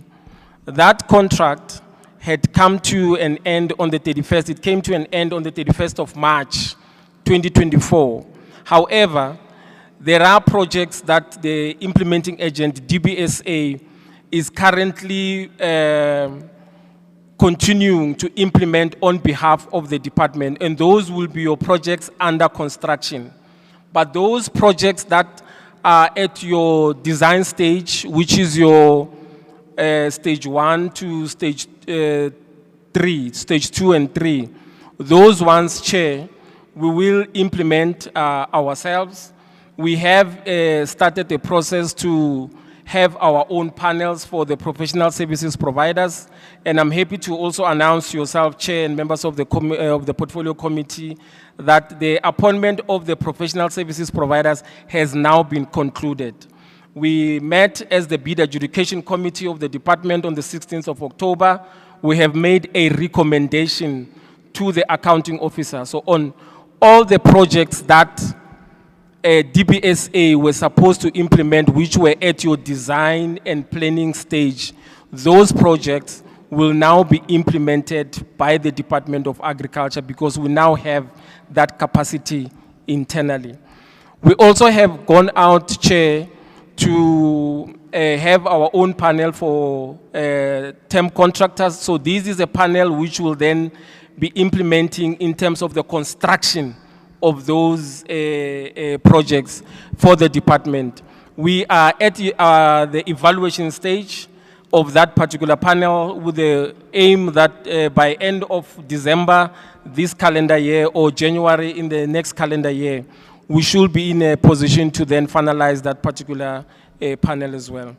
But also to add, Chairperson, that in terms of that performance that you see there, where under upgrade and additions, building and other fixed structures was sitting at 0 with that allocation of 5.2. So in terms of the invoices that the department was supposed to then pay, those invoices in the previous financial year were budgeted for under CASP. So, but what we then presented during the business plan presentation to the National Assessment Panel, they were not part of what we presented to CASP. Hence, we could not pay those invoices. The invoices are now sitting with the department. However, we cannot process those because they were not budgeted for under CASP. So the decision that we have taken, because obviously it's got, it will delay in terms of the finalization of those projects. We have now taken a decision, Chair, to then pay those invoices under our equitable share allocation. The amount of the invoices that we have already received from the Development Bank of South Africa, DBSA, for the projects that are currently implementing on our behalf. And these are projects that are at your construction stage. It's an amount of 875,000. So once those invoices are paid, it will definitely push the expenditure under your upgrade and additions and building and other fixed structures, which will then report in the third quarter of the financial year.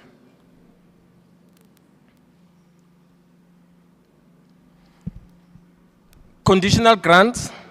I have spoken a bit about where we are with regards to the allocation from the conditional grant, but let me add also, Chair, that under conditional grant, we have your extension recovery plan, which is your ARP, with an original budget of 18.8 million. We also have the CASP infrastructure with an amount of 86.5 million. Overall, for both ERP and CASP infrastructure, the amount is 105.3 million. The expenditure to date for the quarter, which ended on the 30th of September, it's 7 million.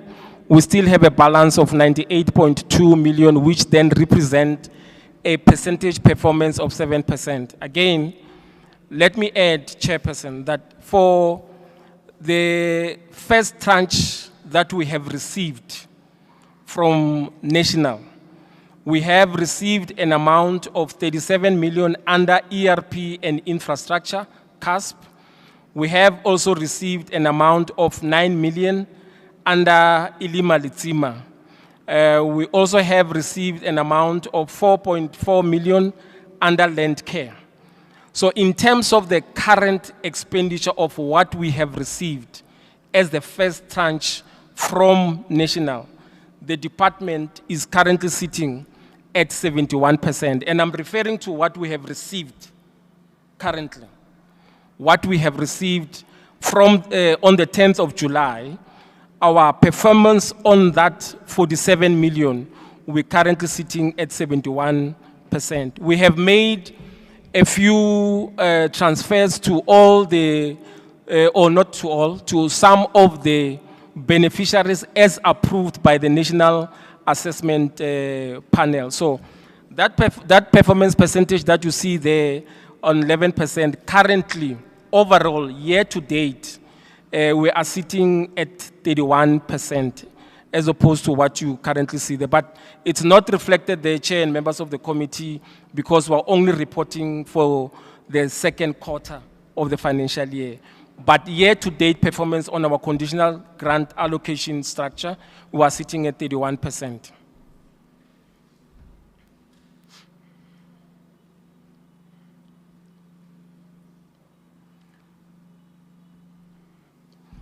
In terms of the revenue that we have collected as at the 30th of September 2024, our appropriation, or what we are expected to collect for the year 2024-2025, it's 16.8 million. What we have collected as at the end of the quarter, it's 10.9 million.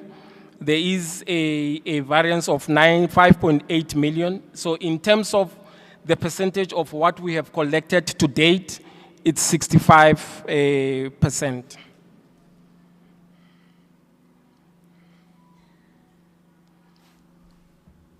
Payments within the three categories, which is your 10 days, 15 days, as well as the legislated category, which is 30 days. So in terms of the 3 months of the quarter, which is July, August, and September, for the month of July, which is the first month of the second quarter of the financial year, our performance on the 10-day category were at 76%. For August, 10 days were at 45%, and the last month, which is September, our performance on the 10-day category, it's 39%. On 15 days, which is a legislated category in the province, our performance, it's 81%. For the month of August, it was 46%, and for September, it was 45%. And for 30 days, the month of July, it was 99%. For the month of August, it was 77%. And the last month, which is September, it was 78%. So overall, for under 10 days, our performance was 53%. For the 3 months of the second quarter, for the 15-day category, overall, we were sitting at 57%. And the last one, which is your 30-day payment, we were sitting at 85%. I think the HOD will have alluded to some of the reasons why our performance to suppliers has declined to where we find ourselves in, comparatively speaking, to the first quarter of the financial year. You will note that in the first quarter of the financial year, Chair, our performance on 30 days were sitting at 100%. On 15 days, we're at 80%, and then 10 days, we're at 82%, but we have regressed during the second quarter of the financial year, especially on the two categories for 10 days as well as the 15-day category.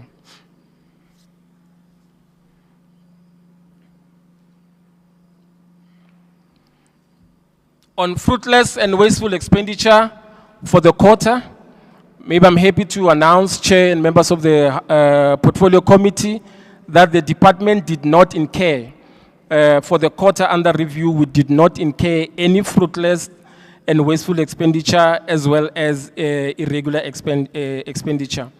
But maybe just to announce again, Chair, that if you look at, especially on your irregular expenditure for the prior years, dating back to your 2015-16, up until your 2022-2023 financial year, our irregular expenditure balance for the department, it's 88.1 million. So that figure, Chair and members of the Portfolio Committee, is our current irregular expenditure. But maybe to announce, as it has been announced by the senior manager from the Auditor General, that for the 2023-2024, the department did not incur any irregular expenditure. So that amount that you see there, that 88.1 million, it's what the department would have incurred from the previous financial year. So for the previous financial year, 23-24, we did not incur, as well as the quarter under review for the 24-25 financial year, we did not incur any irregular expenditure. Again, Chair, just to also add that we have been in constant engagement with the colleagues from GPT in terms of the condonation of the irregular expenditure. We had a meeting with them last week in terms of what we will have submitted before to then consider our request for condonation. We had submitted, I think, an amount of about 46 million to the Irregular Expenditure Committee, to GPT. However, our request for condonation was not approved by the Irregular Expenditure Committee. And some of the reasons that were given to us is that we have not fully implemented some of the recommendations that were cited in some of the forensic investigation reports that were issued to the department by the Office of the Premier. However, we did explain to them that most of the officials that were implicated or cited in some of those forensic investigation reports, Chair, had left the employment of the department. And we had written through the accounting officer to his counterpart, informing them that these officials have now left the employment of agriculture. They are now in the care of your department. So in terms of the implementation of the disciplinary action against those individuals, the jurisdiction is no more with the accounting officer of the Department of Agriculture. It's now with the accounting officer of where those officials are currently working. So we have been requested again by the Irregular Expenditure Committee to resubmit our condonation request, which I think the committee should be sitting towards the end of this month, November, or the first week of December. And hopefully we will then get a favorable outcome to condone that 46 million which we have already submitted to the Provincial Treasury. I think that was my last slide on the quarter two. Thank you very much, Chair. Thank you, CFO. Thank you for your comprehensive presentation. I just want to find out if there's, before we continue, any other presentation? Where's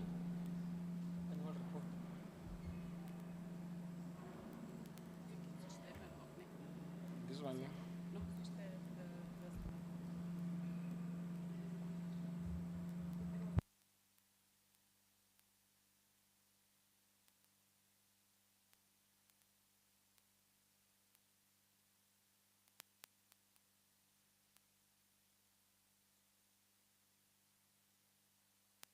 You may continue, thank you. Thank you once again, Chairperson. I'm now presenting a few slides on the annual report for the 2023-2024 financial year. In terms of what was allocated to the department for the 2023-2024 financial year, the original budget was 1066 billion.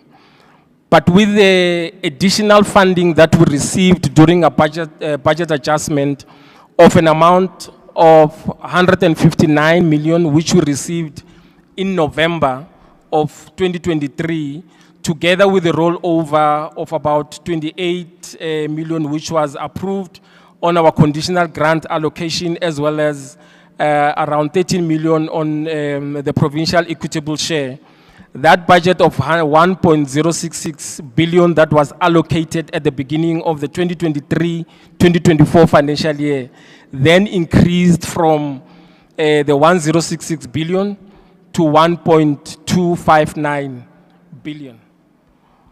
So in terms of our expenditure, the actual expenditure as at the end of the financial year, which was 31st March of 2024, our actual expenditure was 1.230 billion. There is a variance of 28.5 million, my apologies, 28.5 million, which we then surrendered to the Provincial Revenue Fund. In terms of our overall expenditure as at the end of the financial year 2023-2024, our expenditure performance was sitting at 97.7, which is almost 98% of what we have spent on our allocation. So in terms of the performance per individual program in the department, which is administration, agriculture, and rural development, as well as environmental affairs, performance per expenditure under program 1 was 96.3 million. Actual expenditure was 290.5 million. Agriculture and rural development, it was 388.6 million. And then environmental affairs, it was 331.8 million. As I've already reported, our overall expenditure as at the end of March 2024 for the 3 programs were sitting at 98%.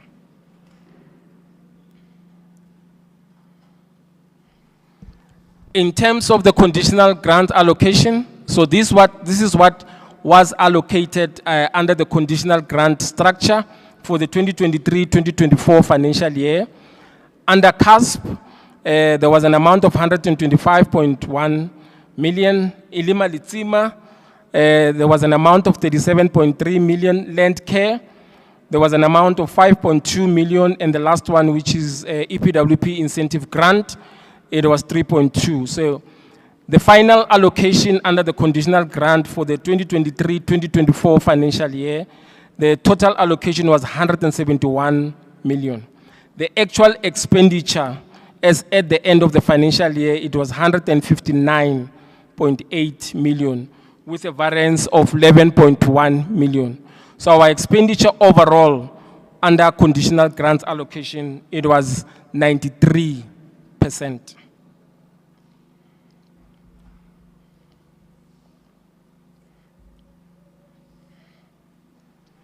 In terms of our revenue, what we have collected for the 2023-2024 financial year, our annual appropriated, what we were supposed to collect for the year, under review, it was 18.8 million.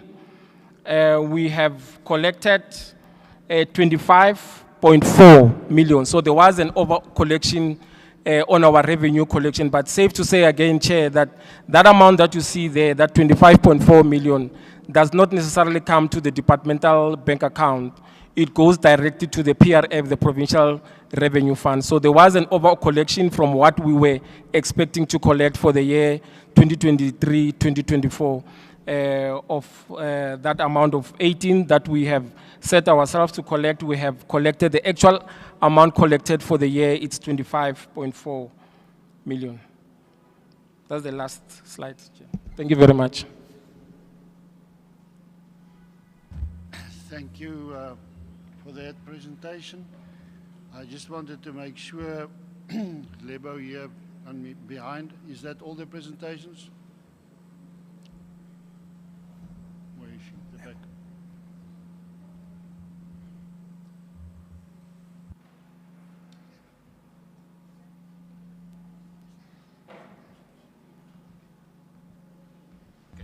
Thank you.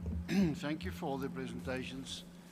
I think we will now allow some questions from the members on their presentations, and I want to ask the members if there are any questions or deliberations at that stage. Honourable Miller, right next to me. Thank you, Chair. One of the questions I wanted to ask was in terms of the youth training. Mention was made that they trained youth that came out of rehabilitation centres or so on. Is this the only youth that we are targeting at the moment? When you say the youth we're not interested, are we not targeting schools? Are we not targeting where there's colleges or matriculants or unemployment or so on? Why only the rehabilitation centres? The other question I have is the 45 notices that were withdrawn. Is there a correlation between those notices that were withdrawn and the lack of EMIs that were trained in the last year? I know the target was 8 and none were trained. These 45 notices that were withdrawn, why were they withdrawn, and is there a correlation? Then the reason for the hectares under conservation, the reason was given that it is waiting for the MEC signature. Could we have some clarity on that, why it is still waiting or what needs to be done?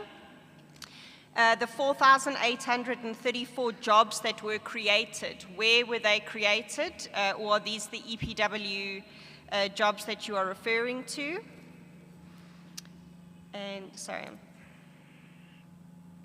And then what is the long-term mandate in terms of the EPWPs? It's an unfunded mandate. You made mention that there were 6,000 of them. What is the long-term plan here? We're seeing that it is putting tremendous strain on the department. What is the future plan going to be in terms of these EPWP workers? And then reference was made that the departments are now separated. Are they, I know there's each department has its own HOD and so on, but we seem to still be sharing many of the CFO and so on, we're still sharing. Have the departments in fact separated now? Are they still relying on one another? Where are we in terms of those departments separating completely, please? I think that's all for now. Thank you, Chair. Thank you, Honourable Muller. I'm also going to give Honourable De Jager opportunity.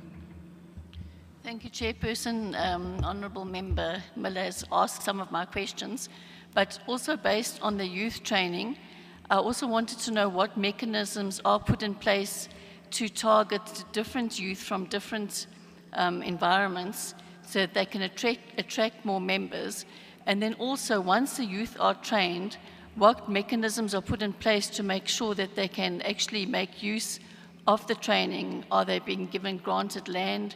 Or what mechanisms are in place to assist them that their training doesn't go to waste?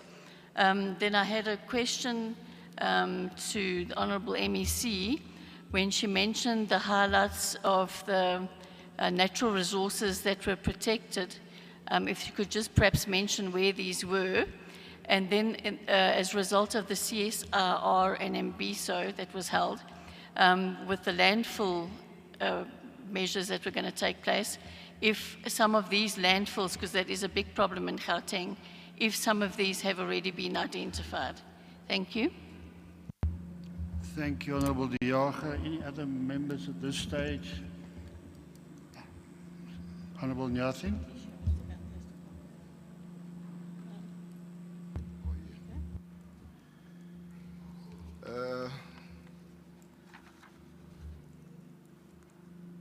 Ngicela ukubuza ngibingelela usihlalo namamember ahloniphekile endlu. Nginombuzo lapha eminyakeni eyisithupha edlule.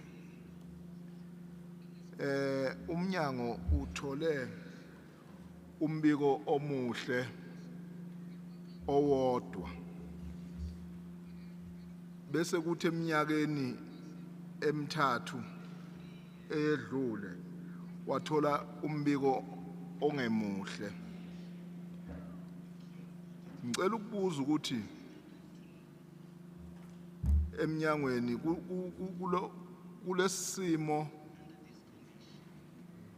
kulesimo seminyaka ilandelana iminyaka umbiko ungemuhle, bamisele ngokuthi bazosilungisa kanjani. Bese ngidlulela ku rural development. Our country has a very high number of unemployed young people.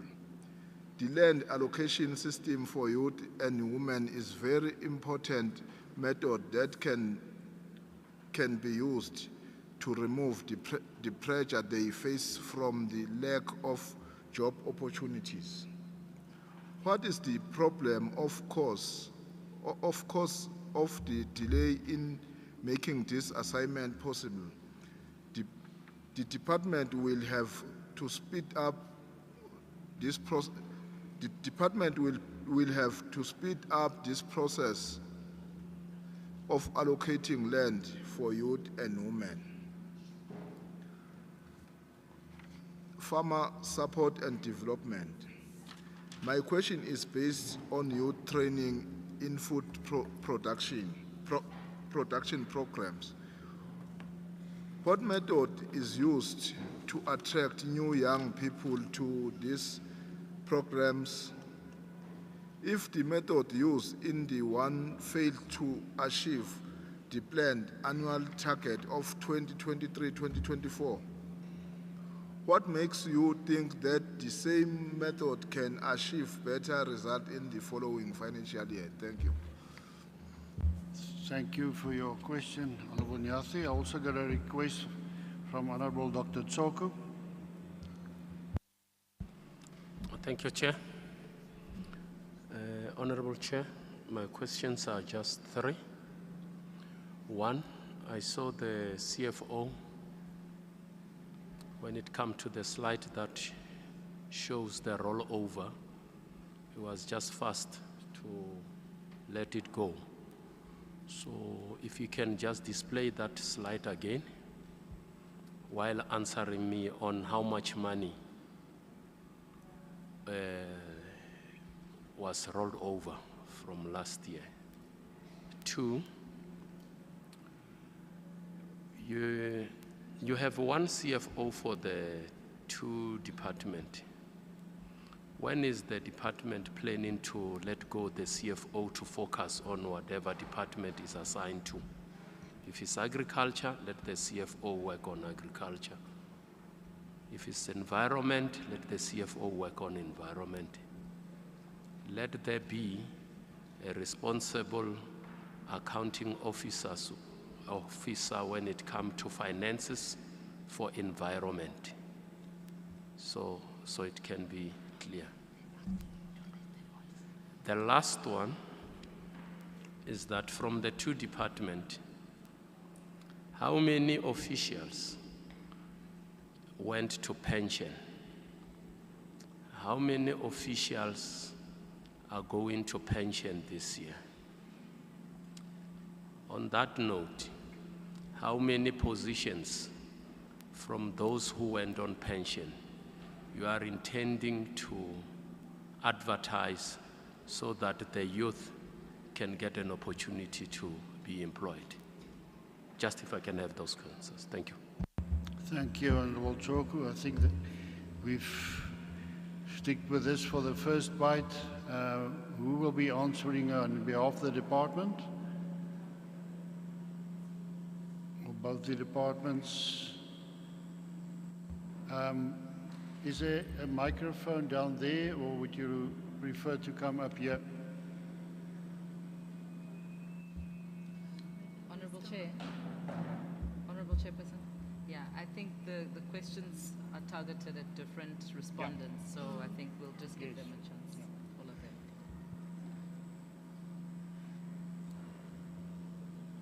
them. The questions are indeed targeted to different individuals.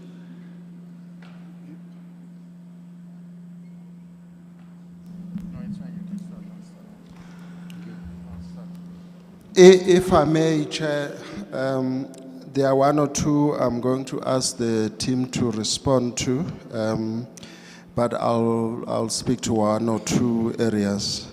So in the meantime, let me ask the CFO to, after I've spoken, to speak on the rollover.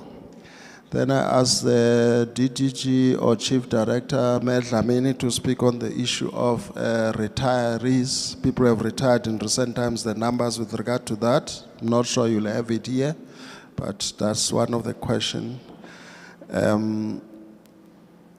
I think the question I didn't get, Chair, perhaps you can come back later. There was a question about 4,000 jobs. I couldn't locate that. Where if that can be repeated, but in the meantime, let me respond to one or two issues. The first one is the the long-term plan or mandate around EPWP. And I'm going to respond to that in relation to issues of employing young people. Now, the EPW program, of course, is supposed to be a short-term program, which was up to May this year. But EXCO, sometime in May, decided to extend for another period. So recently, the part that is agriculture and rural development decided that the end point for agriculture and rural development will be August. So August last, for the Department of Agriculture and Rural Development, that was the end point in terms of the, so effectively that meant we extended for 3 months because contracts were originally ending in May. Environment will have a slightly different response, and I'll leave it to them because we have decided, we didn't have a collective decision. I think each MEC and HOD look at their circumstances, our needs, and we made that call. So that is our cutoff point for us, agriculture and rural development. We have terminated by the end of August, which means there was effectively a 3 months extension from May. So that's the point. Now, that's why I'm saying I want to respond to this in relation to the issue of young people. One of the decisions that we have made, part of it is not new, that given the nature of our work, we can do with young qualified people assisting the department. We call them young graduates. So part of our financial resources, and some of them are supported by the National Department, is to employ young graduates in the different work that we are doing in agriculture and farming. Currently, of course, these numbers may change from time to time by 1 or 2 or 3, depending when the contracts end. But we have contracted about 80 graduates in agriculture, farming, who will assist the department in the different areas. And as a department, that is where we would like to focus as our contribution and support to young people, to focus on young graduates. So EPWP, as and when into the future there is a need, we may consider it, but at this point in time is not our priority. And the MEC had engaged the provincial premier cabinet to indicate that decision. The issue of, so that is our contribution around young people. Our focus is on graduates, as I'm saying. So the issue of graduates is going to be a priority area moving forward.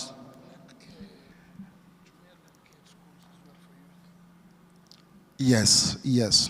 So that is our focus. It's also on the something we call junior land care, where we use young people to assist with land care as part of learning, learnership, but also contributing. So that's going to be our focus in terms of young people, the graduates.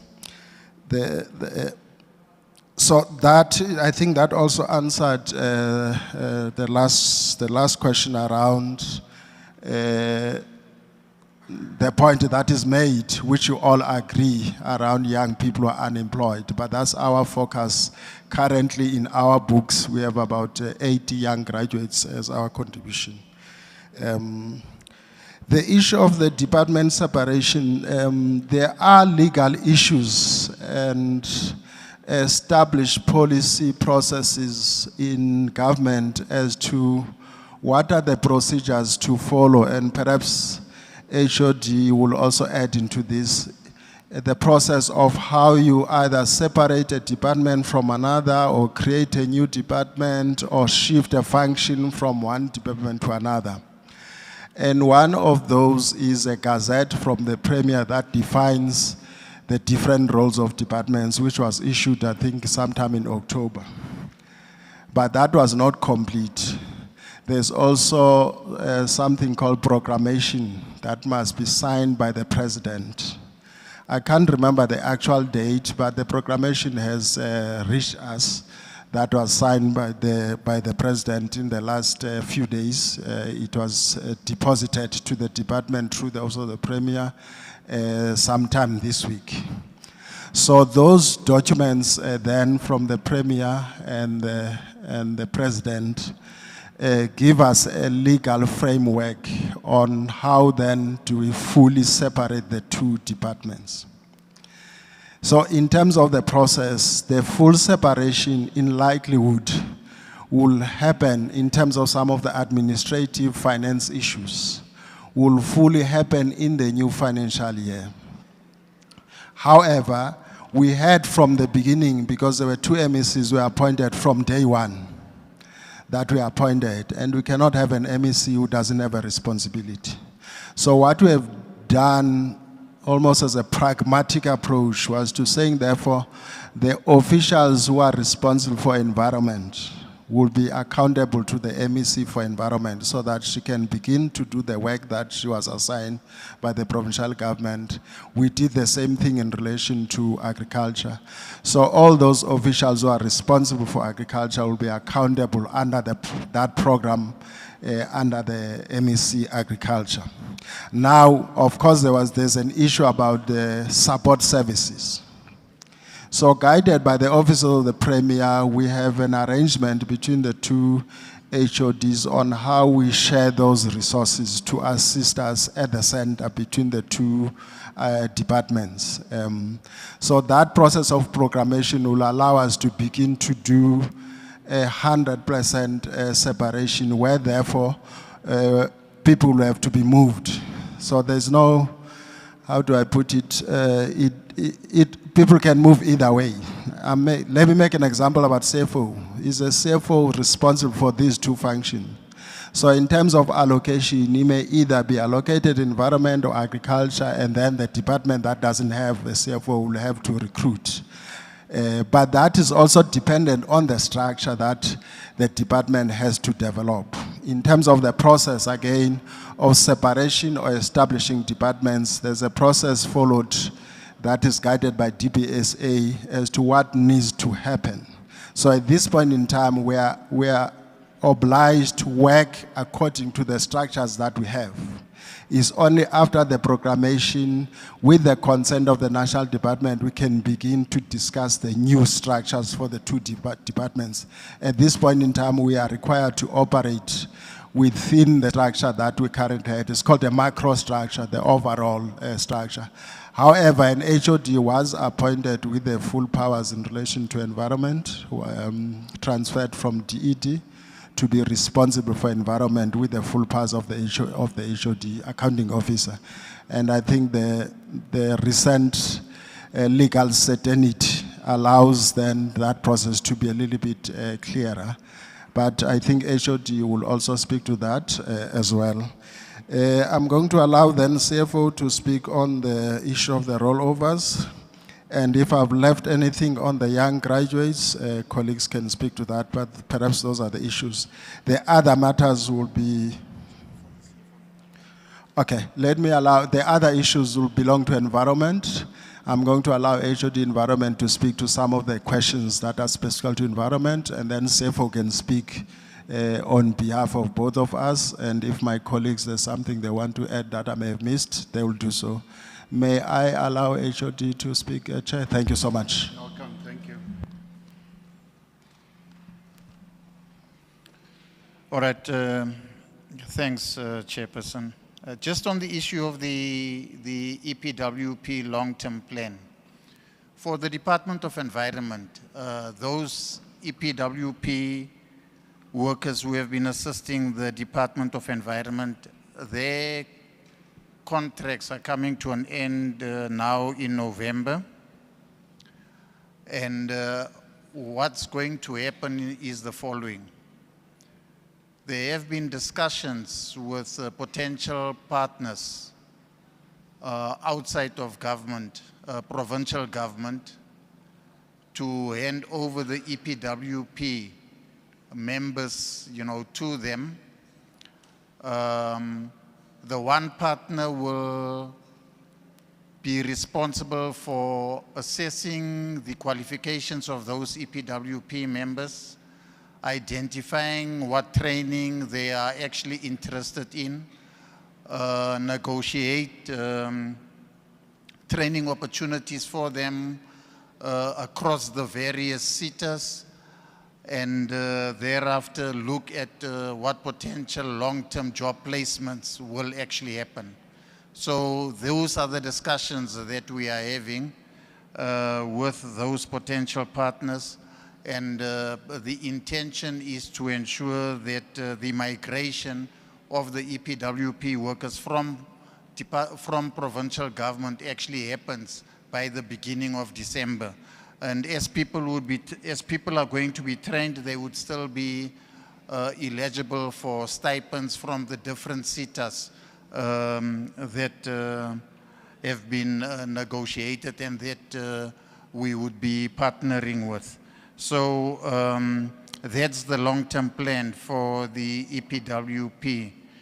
And once that is implemented, it will relieve the department from the unfunded fiscal responsibility that we have been carrying thus far. With respect to when are the departments going to be separated, my colleague HOD Mase has responded to that. The process of separation is basically in progress, in the sense that the provincial proclamation is out, and also the presidential proclamation was signed on the 15th of November, which is last week on Friday. So that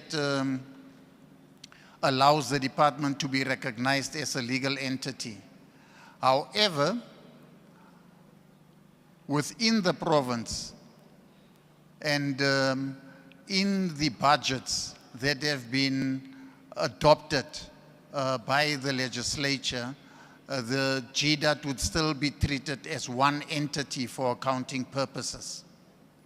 And the strategy is that the final separation will actually be, the implementation thereof will start at the beginning of the next financial year. However, it does not mean that we need to sit and fold our arms and not do anything in order to facilitate that implementation.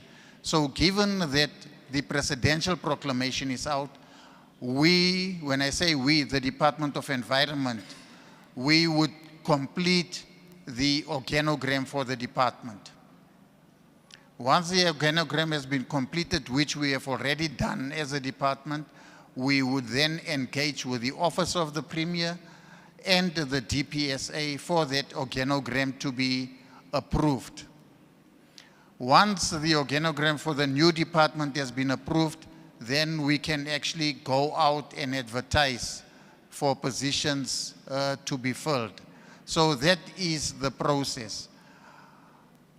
Where we can expedite that process in order to relieve, in order to address the capacity constraints within the Department of Environment, we will actually be doing so where it is possible. So on the issue of the notices that have been withdrawn in the 24 EMIs, I'm going to request Happy to address that. And then I'm also going to, at least Sasa to address it, not Happy here. And then I would also request our Chief Director, Loiso, to address the challenges around the landfill sites. The question that have been raised around the challenges of the landfill sites that was mentioned early on. And then, of course, the CFO will address the issue of the rollover. Unfortunately, as it is right now, we would still need to use the CFO, the CFO, the current CFO, up until the department has established its own capacity with respect, to financial management. And that is a transitional mechanism or strategy that the Office of the Premier has put in place in relation to how do we share the corporate and transversal services within the department.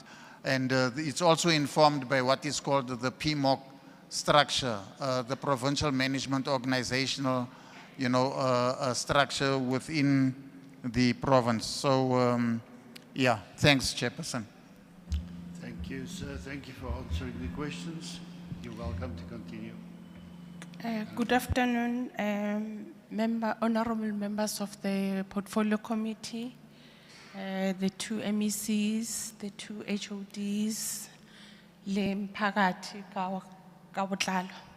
My name is Sasa Sokota. I'm from Department of Environment. I'm responsible for environmental compliance monitoring. I will be responding to 3 questions. The first one is, why were the 45 notices withdrawn?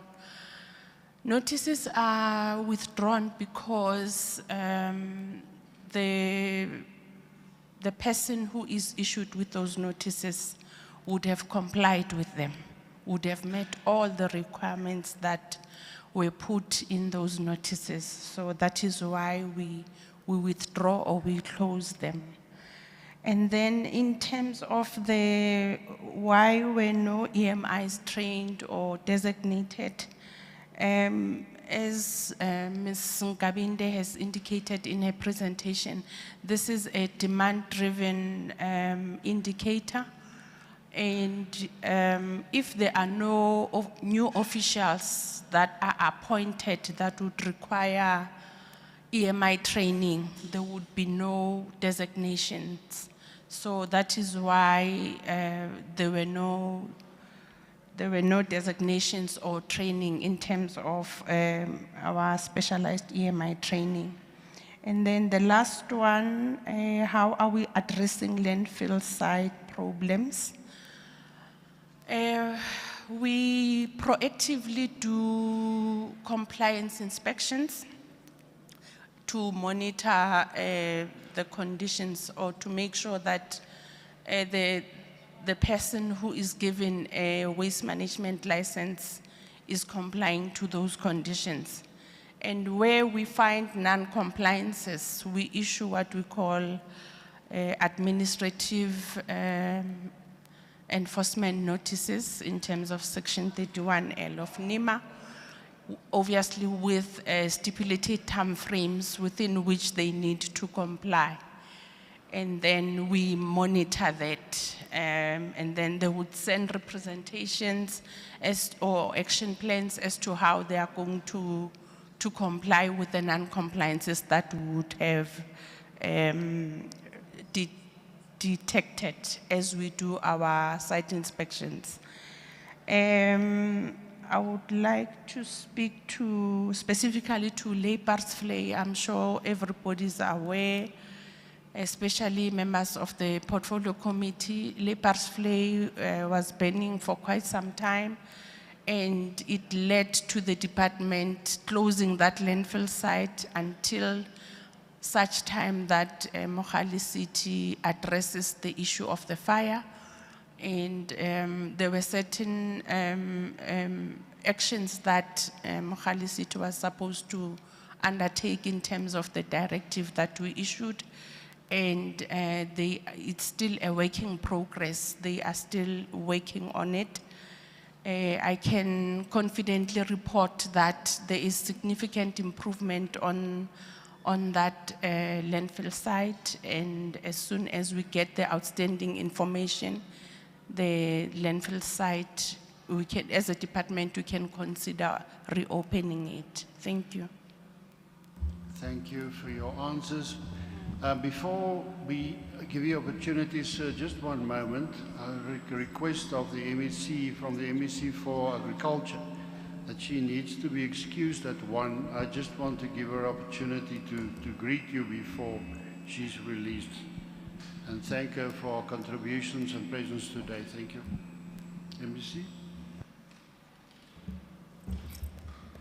Thank you, Chairperson. Since you've given me an opportunity to greet, let me greet once more. Nkarato dumedisa setjhaba kaofela sa Heidelberg le ba tjhakileng. Ke nna Vuisa Ramokgopa, MEC wa Agriculture and Rural Development. I'd also like to recognize balemi kaofela, all the farmers that are with us today. Hey, hona le balemi. Ke a leboha mama.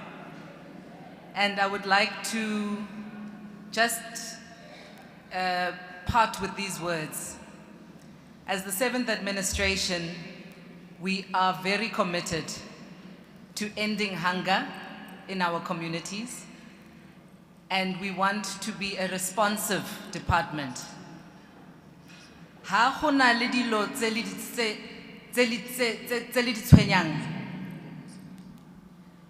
ha ho na le di problem mo di community tsa lona, we want you to speak to us and reach out to us as a department. All the department officials are here, and I'm hoping that you will take the opportunity ho bua le bona and to engage fully with them before the session ends. Na bagolo ne ke kopa tsela, I do have to attend a session of the NCOP, which will start at 2 p.m., and that is why I have to leave. But moving forward, we are looking forward to engaging further with you, and if there are any things that you would like to communicate with the department, all the department officials will remain to communicate with you after the session. Ngiyabonga, ke a leboha, baya danki, and good afternoon to you all. Thank you. Thank you, Honorable MEC. We will now excuse the MEC if she wants to leave. Thank you for being here and safe travels. You may continue, sir. Thank you. Good afternoon, Chairperson, MECs, honorable members, HODs, ladies and gentlemen, Bahlali, Sanbonani. Answering the question on the indicator on the 89,000 hectares on Segebos Rand. So the question was, the reason given was that there was delay in signing, and the question was, has now the MEC signed? The brief answer is yes, the MEC has signed, but I just need to explain what was signed. So there is, in terms of international law, it requires that countries bakusele conserve 30% of their total area. So that also then means Gauteng must protect or conserve 30% of its own area. We currently, as Gauteng, conserving about 4% of the total land mass of Gauteng, which was, Chairperson, the 88,000 hectares. So, however, part of conserving, there are two ways to conserve. You can buy the land and control everything that happens in that land. Or you can then say, I don't buy the land, it's your land, but I want to put it under protection. Lendobati, for example, is a conservancy. It's not land owned by government, it's land owned by the private people, but you then put in restrictions on the title deed on what they can or cannot do in a conservancy. And when you then negotiate, it's an easier way to increase the number, because at least you don't have to buy the land, which we know there is a challenge with fiscal environment. So what we then do is we negotiate with private landowners and say, cede your rights to some kind of a protection, which is a conservation. And that process then requires, once the parties have agreed, it must be gazetted. And that's where then this issue of it took time to gazette. And I must say that it's not MEC Peters, it was in the 6th administration where there was then that delay with approving the gazetting, so that then that land can be proclaimed under a soft conservation, which is what we call as a conservancy. But the matter has been addressed. Thank you very much.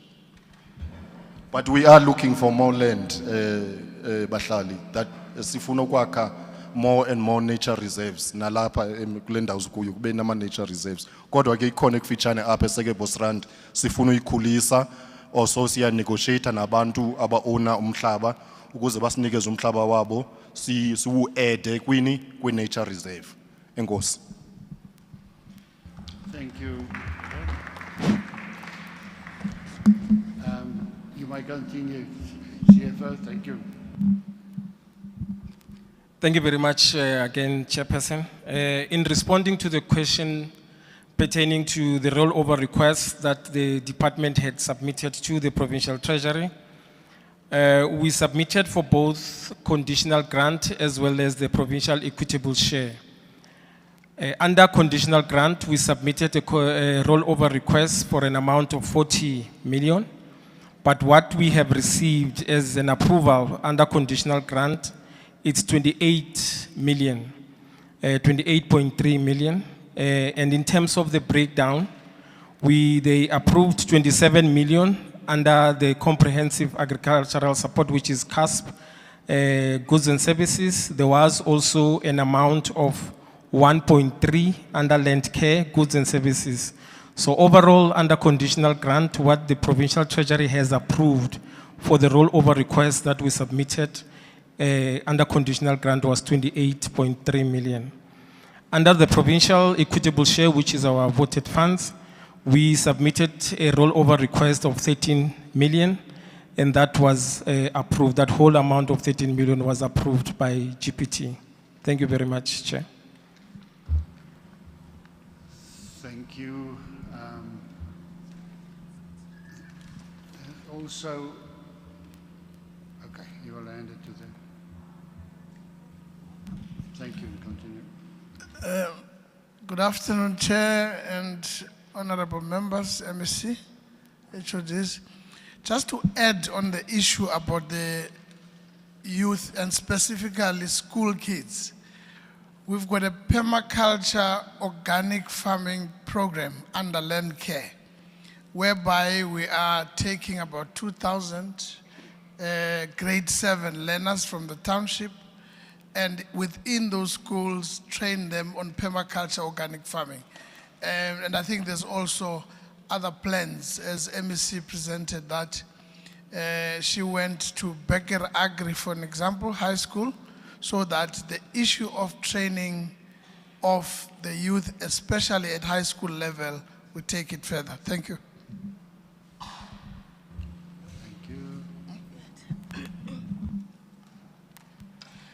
Good afternoon, Chair, members of the Portfolio Committee, MEC and HODs and the community of Ratanda, Nyanbingelela.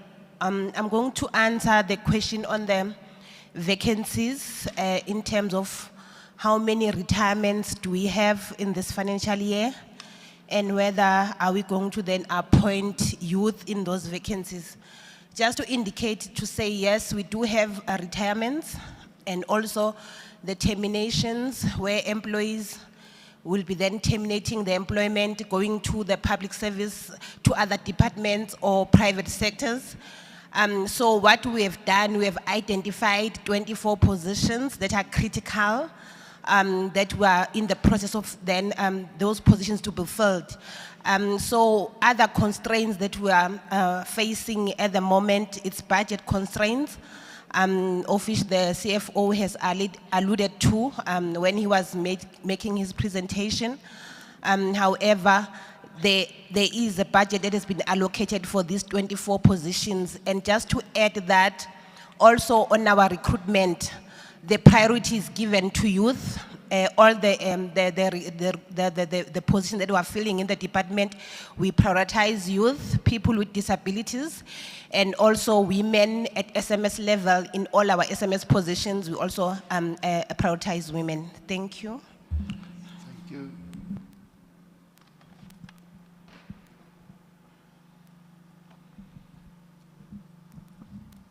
Okay, is that all the answers? There was a question directed to MEC Peters, if I remember correctly. MEC? Yeah, Chair, on our side, those are our responses. Thank you so much. Thank you. Thank you. Thank you, Chair. The question was on the natural resources and where are they? So they are at our conservation areas, the nature reserves, which is the likes of Murrayvale, Seikobos, Cradle, Rhodopladam, those are the ones, yes. I would also just want to add to when we are looking at employing the youth and the EPWP. So I would like to add on that, and I would just say that the view of environment is slightly different, and I come out of the education sector, and I know that mostly industries, different sectors take your graduates, and mostly they take your accounting graduates. But they forget about the children that actually can't go to university at the end of the day. So there's that gap in the system. And hence the reason for environment deciding that the 3,000 EPWP workers that we have, that we will put into official programs so that they can actually obtain qualifications. If you look at government, the unemployment rate or capacity that is not fulfilled within government for jobs is just over 50%. So I'm sure then we can then educate those people in the different fields, because they're going to assess them on their different qualifications and see how we can then place them within government. And because we employed them as EPWP workers for a full year, but we have nothing to show for it. There's no return on investment. And for them as young people, they struggle obviously to find jobs. And I'm hoping that the programs that we are going to enroll them in, and we will take another cohort also later, beginning of next year, that we would be able to assist them in finding jobs then. Thank you. Thank you, Honourable MEC. I just want to afford Honourable Miller the opportunity. There's a question that couldn't be heard, that she can just repeat that question. Thank you. Thank you. The question I asked about the 4,834 jobs, it was on the GDOT annual report, slide 15. They said work opportunities created, 4,843. I asked where those opportunities were created, if those were EPWP projects or where they were created. Thank you.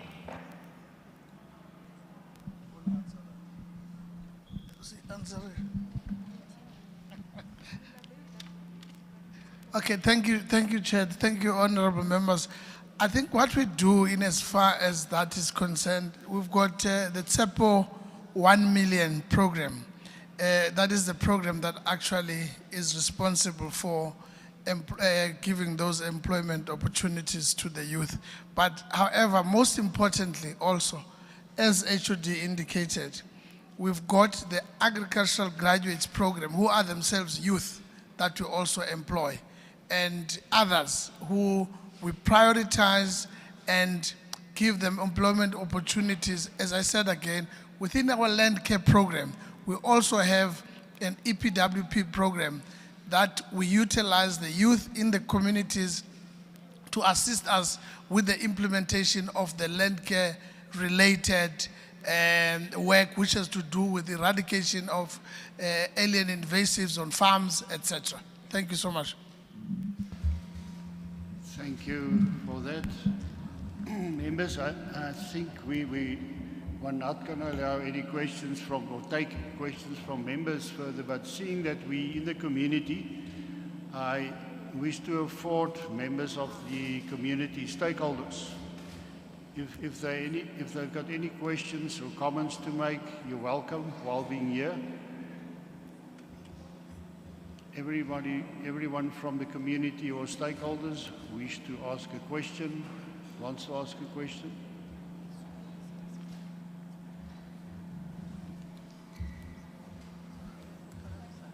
I don't see anybody.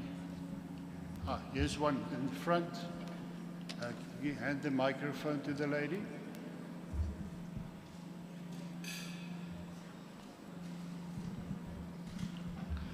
Thank you. Please just state your name and then you may continue with your question. Sanbonani, lokhulumayo uNkosi Mabaso, Nxumalo, ngibuya kwa Contralesa, chairperson ye Women's Wing kwa Contralesa. I-Contralesa ke isebenza ngamakhosi. Ebengicela ukukubuza, ngizwe nikhuluma ngama skills development. Thina sila phansi ebantwini kodwa lawo ma skills development asiwaboni enzeka kwi-youth esihlala nayo emphakathini. Isikhathi esiningi size sibona bomama abadala njengoba bekhona abaningi la kuyibo abathatha intsha beyifundisa. So besicela ukwazi ukuthi ngabe kwenziwa yini lokho ngoba esikhathini samanje i-agriculture yesibone ngathi singaphephela kuyo. Iskill esisaziyo esingadingi ukuthi ungafunda kangakanani into esezandleni zakho. Besicela ke ukuthi njenge department nisize nizeni kithi on the ground abantwana baningi. The reason why abantwana begcwele kuma drugs hayi ngobani is because of abananto abangayenza. Abaningi abaphasanga ukuthi bangafika kuma varsity. Njengoma uMEC bekasachaza ukuthi not everyone uye evarsity. Khona abanye abantwana bangaphiwanga academically. Kodwa in terms of umsebenzi wezandla bayakhona kwi-garden. So sicela nisiphe lelo thuba ngoba ziningi imhlaba ekhona around emalokishini esihlala kuwo vacant. But usiza ukuthi sikokota kuphi silithole kuphi labo bantwana batrainiwe. And abanidi nokuthi baze bathola umuntu obuya kuphi. Bakhona bomama endaweni abangasiza ukuthi sibenze lokho sikhipha abantwana kuma drugs. Okwesibi even nakuma hostels because of ngisebenza nakakhulu nama hostels. Abantu bakhona ema hostels endaweni ezi free bayayisebenzela kodwa nababatholi enough equipment ukuthi basebenze. So labo bantu umsebenzi mningi abangawenza ukuthi kube ne arrangement ukuthi noma sebeyenzile balimile kube nalabantu abazobasiza ngokutesta iproduct yabo ifakwe kuma supermarket akhona endaweni. Leyo nto inga improve even nabanye abahleli bangabona ukuthi okay ngale skill se agriculture singakhona ukuphila. Omunye umbuzo wami usekutheni ngizwa mekutrainwa isikhathi esiningi kukhulunywa ngo-18 to 35. What about these people aba over 35? Labo bantu yibo ukuthi ama breadwinners emzini yabo. Yibo abantu abakwazi ukuthi okay mina mntanami ngihlulekile ukufunda kodwa izandla zami ngiyakwazi ukusebenzisa. Because abantwana abamanje abaningi bagcwele nangokuthi hathi nasifuna ukwenza izinto ze-technology nani. Abekho good kakhulu. Siyacela ukuthi i-age mhlambe menenza lama skills ni-increase i-age. Baningi abantu abangaphila ama-breadwinners lawa ahleli angakhona ukwenza lutho. Siyacela lokho. Okunye ke bekuyi-suggestion nje bengiyicela ukuthi kunganjani i-Department of Agriculture ikisebenzisane ne-Department of Education ukuthi kunganjani isifundo za agriculture zibuyele ezikoleni from primary. Angithi sithi thina ligotshwa lisemanzi. So most people abagood ku agriculture kayiqala evarsity. Lo muntu uyiqala from the young age. Sinokubona most farmers abama Afrikaners umntwana at the age of 7 siyakwazi ukulima wenza yonke into. Siyacela ukuthi nathi if i-agriculture ngabuyela most of people abakhona la bayifundile i-agriculture esikoleni. You don't need ukuthi uzuye kuphi bayifundile from esikoleni up until sizoba nama professionals amaningi ayenza i-agriculture. I thank you.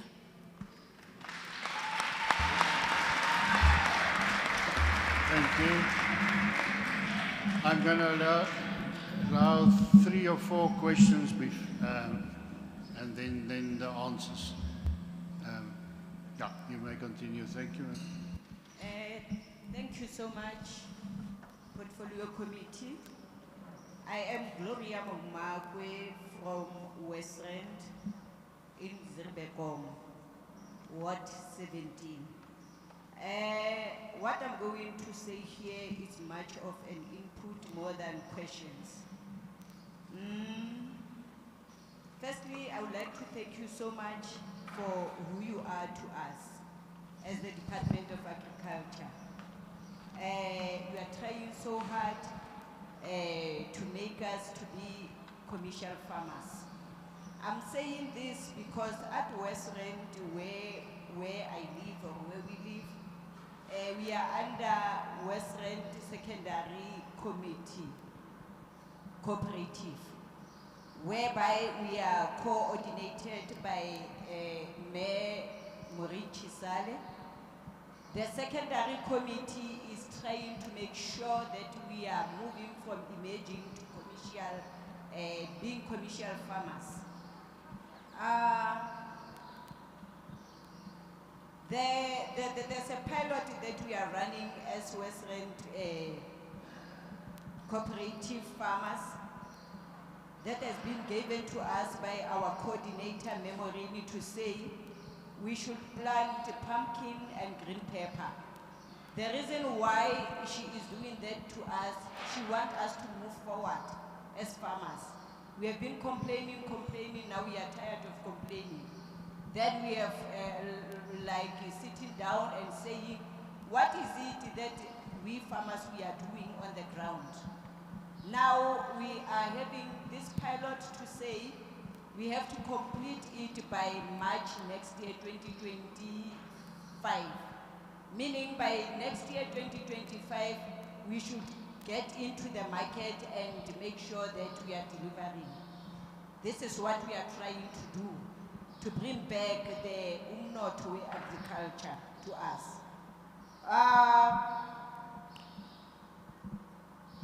We have realized that by doing that, we will need the ILIMA that one of our portfolio committee have said.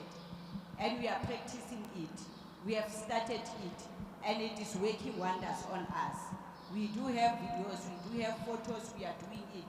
Even yesterday we were at ILIMA, one of our farmers, to make sure that we are growing each other.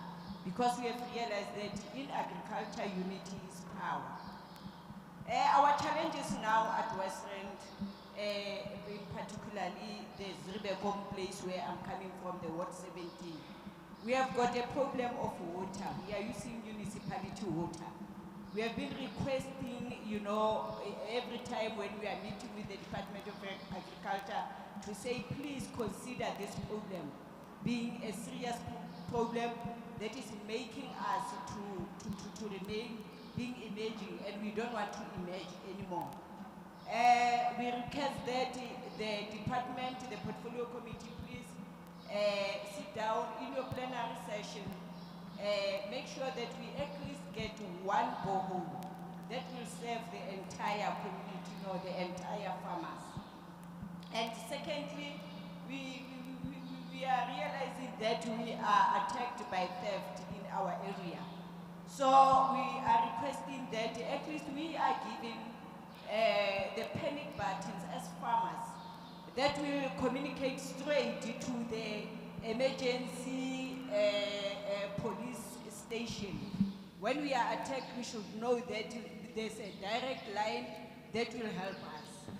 And I believe that if we can be given these panic buttons, we will grow as farmers.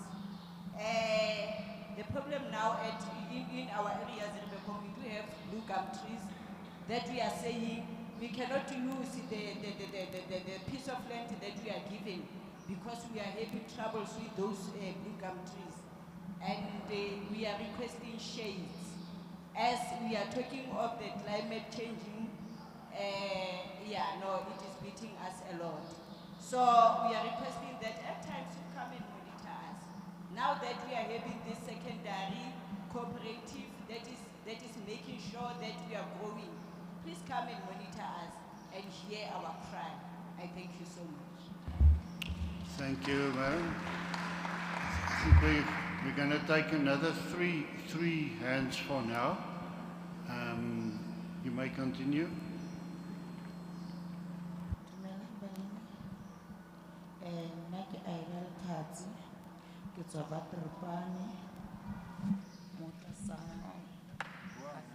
Farmers Co-op, secondary alunaki, primary secondary co-op.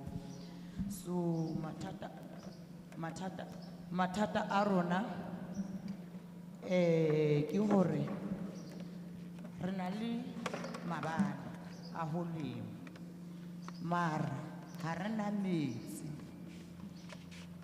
ene ha re na defense ene re tlo sokodiswa ke mashodu haholo.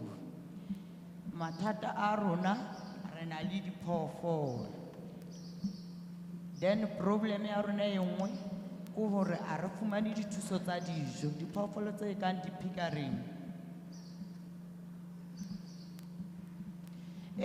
Problem ya rona e nngwe ke yona di-borehole. Hona jwale secondary co-op ya re thusa haholo ka ho fa dipeo, mara re lemile haholo. Empa re bolauwe ke storm hona ho. Ha re ka fumana di-shelter, like di-tent, tse ka re kwallang hore sefako se ske sa re bolaya ka tsela e se bolaileng ka hona jwale, re ka leboha haholo. Ke thuso tse leng hore ra di kopa ho lona. So ha le ka etsa jwalo fela, re ka kgona ho sebetsa haholo hore le ba ebang ha bana mafatshe ho kgona hore ra ba thusa ba fumane dijo ho tswa ho rona. Ke tla leboha haholo. Thank you for your question. Dumelang bahlali, dumelang everyone. Thanks, Mr. Chairperson. I will be short. To add to what they've already said from Ward 17, but I am in Waterpan. The thing is, the municipality doesn't have tractors. Yes, secondary co-op it does have, but we are short of tractors. 4 years ago, we got tractors, but those tractors, they are no more. So we can't be helped because we used to get those tractors with 300 rands, and then we pay something like diesel for 500 rands. Then the tractor will do the job for something like 2 hectares. But now there are no more. Could you please probably help West Rand municipality, moreover there by the western area, to have tractors? Then we'll be much happy about it. And to add on that, Mr. Mukwena here is. Mr. Chair, with your permission and the members of the committee, my name is Joshua Mukwena from Ward 17, Waterpan to be specific. Just a follow-up on what Ntate Mlakeng said. But my questions are short. The first question is that the department has identified that there's a challenge with tax compliance, especially from us as farmers. And then there's a task team that is responsible to help farmers to be tax compliant. Now my question is, what procedures is this task team using to help us as farmers so that at least before the end of the financial year, at least most of us, we are financially compliant with, we are tax compliant. And then this task team, like how is it structured so that at least we have a direct link with the task team so that they can assist us step by step in order for us to be tax compliant? Because to file taxes and all that stuff, it's something that is not easy for most of us. So we need at least a procedure that will be much easier so that the task team can be able to help us with the tax compliance. My second question is regarding the farmers who find themselves farming in the dolomitic land. I know that there's a challenge when you apply for a borehole and then they discover that you are farming in a dolomitic land, then you don't get help. So in that regard, the farmers, they get despair and then they lose hope. So how can government mitigate that challenge that we find ourselves in? Because sometimes you have no choice, there's no land. The land that we find in is the one that we can use, but it's dolomitic. And then another question I wanted to ask Mr. Chair and the members of the committee is a challenge whereby Mayor just alluded that Most of the policies, they focus on the youth, people with disabilities, women and stuff like that. What about those people who don't fall under those categories? What about them? Are they left behind? So I would request the portfolio committee to look into that at least even those people or those farmers who don't fall under these categories, they are also prioritized because we all vote at the end of the day. But I don't want to go there. My last question is that how can the small scale farmers be linked with the big commercial farmers? Because you find that we farm in this area, but just next door there's a big farm there, but we don't have a direct link with that farmer so that we can be able to learn like good farming practices from that farmer, so that at the end of the day, we graduate from being small scale farmers and then we become commercial and we play a pivotal role in the economy. I thank you. Thank you. Afternoon.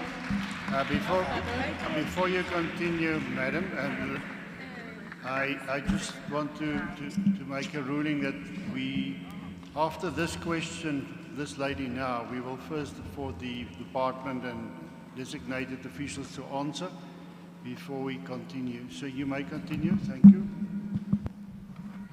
Okay, afternoon, everyone. I just want to acknowledge all the protocols from the portfolio committee. My name is Presence Connie. I'm from Ward 122 in Lehigh. I'm one of the women in agriculture that is doing agriculture. I've been doing it in the public place where there's no fence and everything. So I went to the school to ask for a place and in the library to ask for a place. The challenge is when I go to the schools, in Lehigh, there's no schools that is doing farming at the moment. They said they can only give me the lease of 3 years. So I was asking the portfolio committee if they can work together with the Department of Education, because they just told me they just changed the procedure. They were giving the lease for 5 years upwards because it's not easy to get any assistant when your lease is 3 years. So I would like the portfolio committee to communicate with the Department of Education, because I'm still in the process waiting for those approval in order for me to go to the school where everything is safe here to do farming. So that's the first question. My second question is who's responsible in Gauteng for the training for agriculture, because I'm struggling there as well. I don't know where to go for the trainings where you get to train with CETA and every department for agriculture. So I need to have that contact of who is responsible on that department so that I can have the way forward. And then the third thing is the one that the lady said in front, that yes, as long as you want 18 to 35, what about us that has more than those age of years? What must we do? Because you get to know things when you are sometimes getting older. So if you can relook at that, yeah, but the first one is a bit of challenging, because even the libraries, they don't know where to go. When you tell them that you need a space to do farming, they said they've never come across that. So if you can educate the people in government areas so that they can assist us in order to have the space in schools and in our libraries, in the community. I'm staying in Lehigh, Ward 122. Thank you.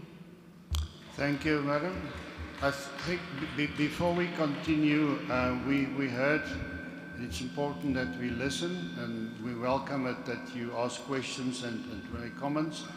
But before we continue, I wish, if there are any of the officials who wants to answer to some of the questions, you're welcome to do so. Otherwise, we're going to have a very long list. Just hand the microphone here to the front. Thank you. Thank you, sir. Thank you, Chair, and thanks to the members of the committee for those points, whether it is comments or questions. I'm going to allow the team that is much more closer to some of the detail, but let me make some few points. With regard perhaps to the issues of Contralesa, I think we may want, since it's an institution, instead of attempting to respond to some of the issues they are raising, that perhaps we agree that is one of the stakeholders, that we can take their details here and engage with them, some of their challenges, some of their issues, and suggestions that they can make. And also other departments that are, for instance, COGTA in the province, the Department of Cooperative Governance and Traditional Affairs, and our team that's responsible for rural development. They also need to work with those Amakosi and chiefs and traditional leaders. So that's perhaps one argument we can make, Chair. We are, of course, Chair, not making any promise that we'll wake up tomorrow and give you what you're asking for, because there are processes we have to follow. Sometimes other support mechanism has to be applied. Sometimes we advertise. We're saying there's this kind of support in the department that is available. Like, for instance, in the last few weeks, we had an applications for CASP to saying those who are interested can apply. So we have to consider those. So sometimes it's not always possible when you come and saying there's a problem that we can intervene, but we are absolutely prepared to listen. So I don't want to leave here with the impression that once we take your details and therefore on Monday next week we are going to give you a tractor. It's not going to be possible, but those are matters we can discuss and engage and see what is possible. Sometimes it may mean that you have to apply in the next cycle.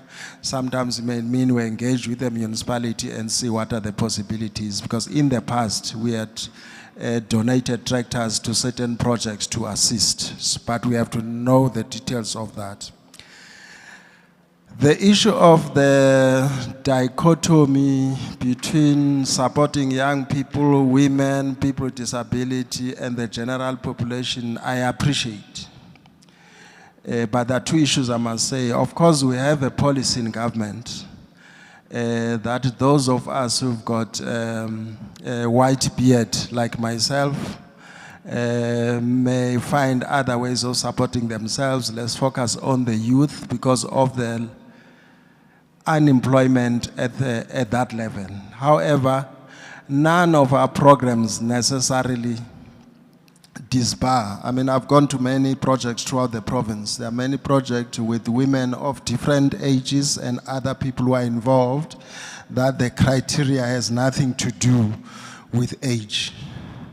But it's something that we are always going to have as a country because we have made a policy decision that there are certain programs that we have to target young people, there are certain programs that we have to target women, people with disability, and there's a reason for that. It's because of how they are excluded from the economy, young people, especially those without skill, how women are excluded from the economy, especially those with low-level skills, and of course we know also with people with disability. So there is a conscious effort to assist those, but none of, or most of our programs, they don't really exclude. But that's a matter of detail that we can look at. There is the same thing with the issue of training and education that I think we have noted the point. So, but we do a lot of, I know when you have not benefited, sometimes it's easy to say we have never seen this thing.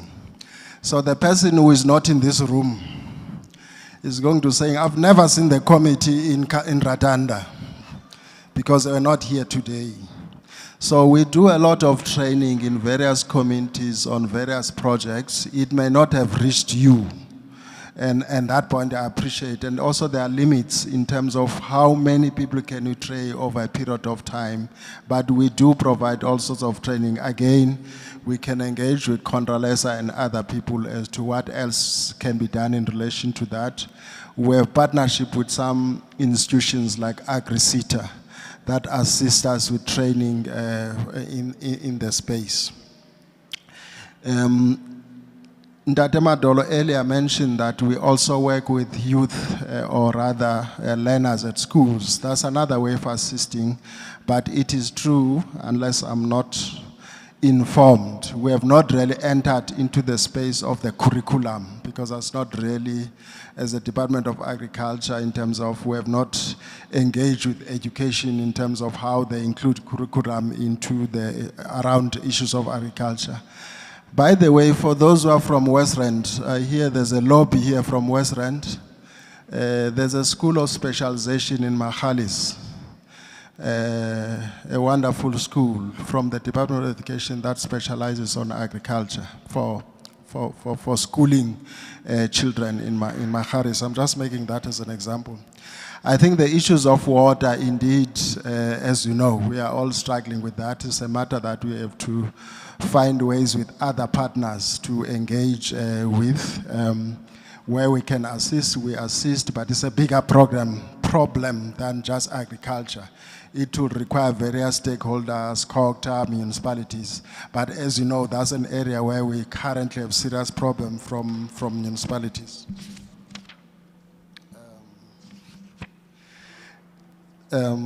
Yeah, I think there were comments on other issues, but what I'll ask the team to respond to this, and perhaps colleagues who can speak to the task team on tax compliance.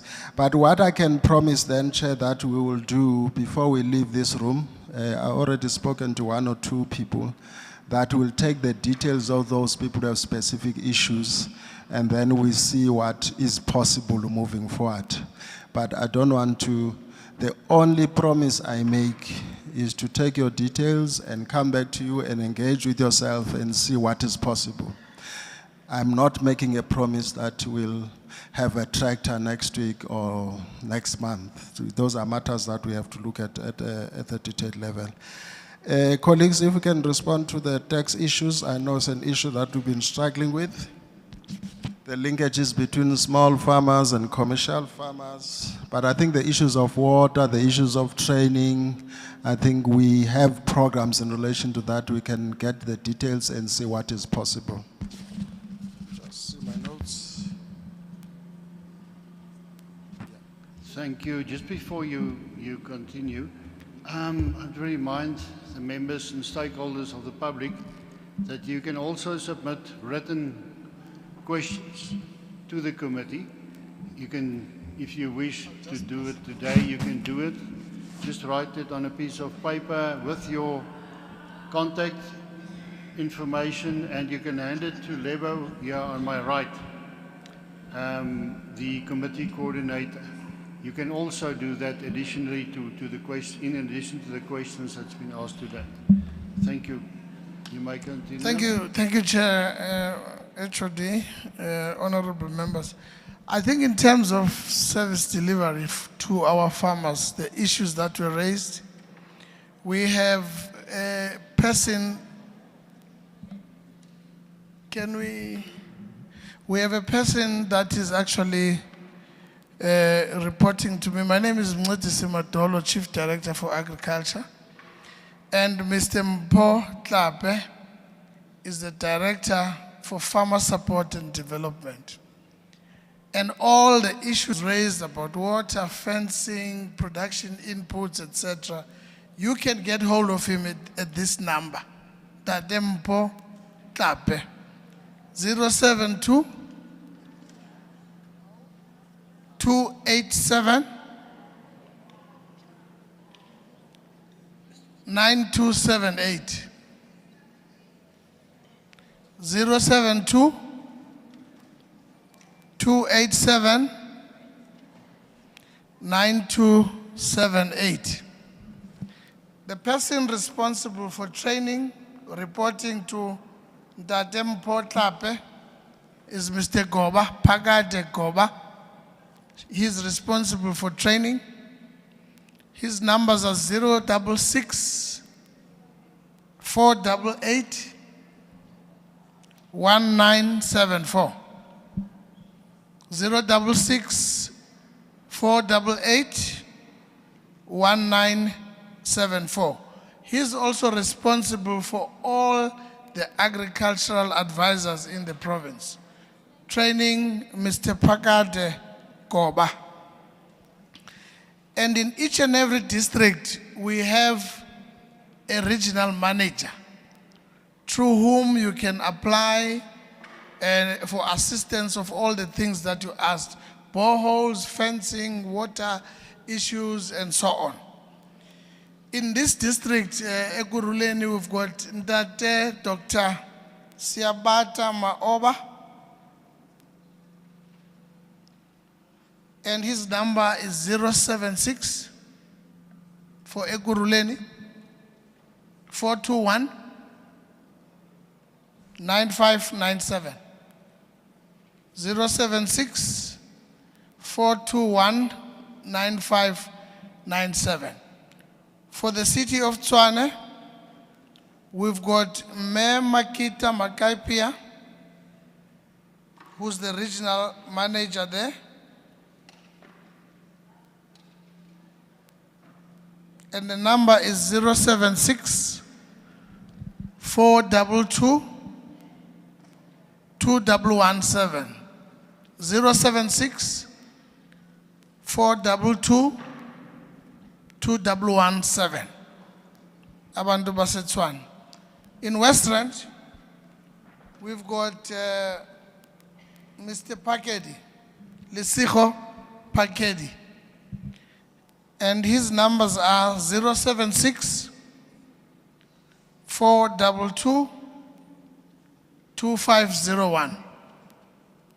Lesigo Pakedi for Westland 076 422 2501. So Pakedi is responsible for Westland, which is inclusive of the city of Joburg as well. And then Dr. Maoba is Ekurhuleni, inclusive of Sidibeng. Memakita Makaipia is responsible for Tshwane. So all your needs in terms of support to the department, you can channel them through them. Because as a department, as HOD indicated, assistance is provided to farmers through applications. In as far as the issue of tax compliance, Chair, we have a plan, and we're going to be working with CEDA to make sure that farmers are also trained on bookkeeping, which is a government service that is there. However, I think let me hasten to also indicate that tax compliance for business people is also a responsibility of that business person. We can't be paying tax or allowing that farmers who are business people must negate the law. It's the law of the country. If you are making money as a business person, you must pay tax. However, we will do our part to provide the training. I think those are the issues. Thank you so much. Thank you, sir. On the left, on my left here, are there any people, stakeholders who wish to ask some questions? Okay, just hold up your hands. If you ask questions, be careful not to ask questions that's already been asked, but you're welcome. Thank you. I'm going to give four people. We've still got time for another four people. You're welcome to continue, madam.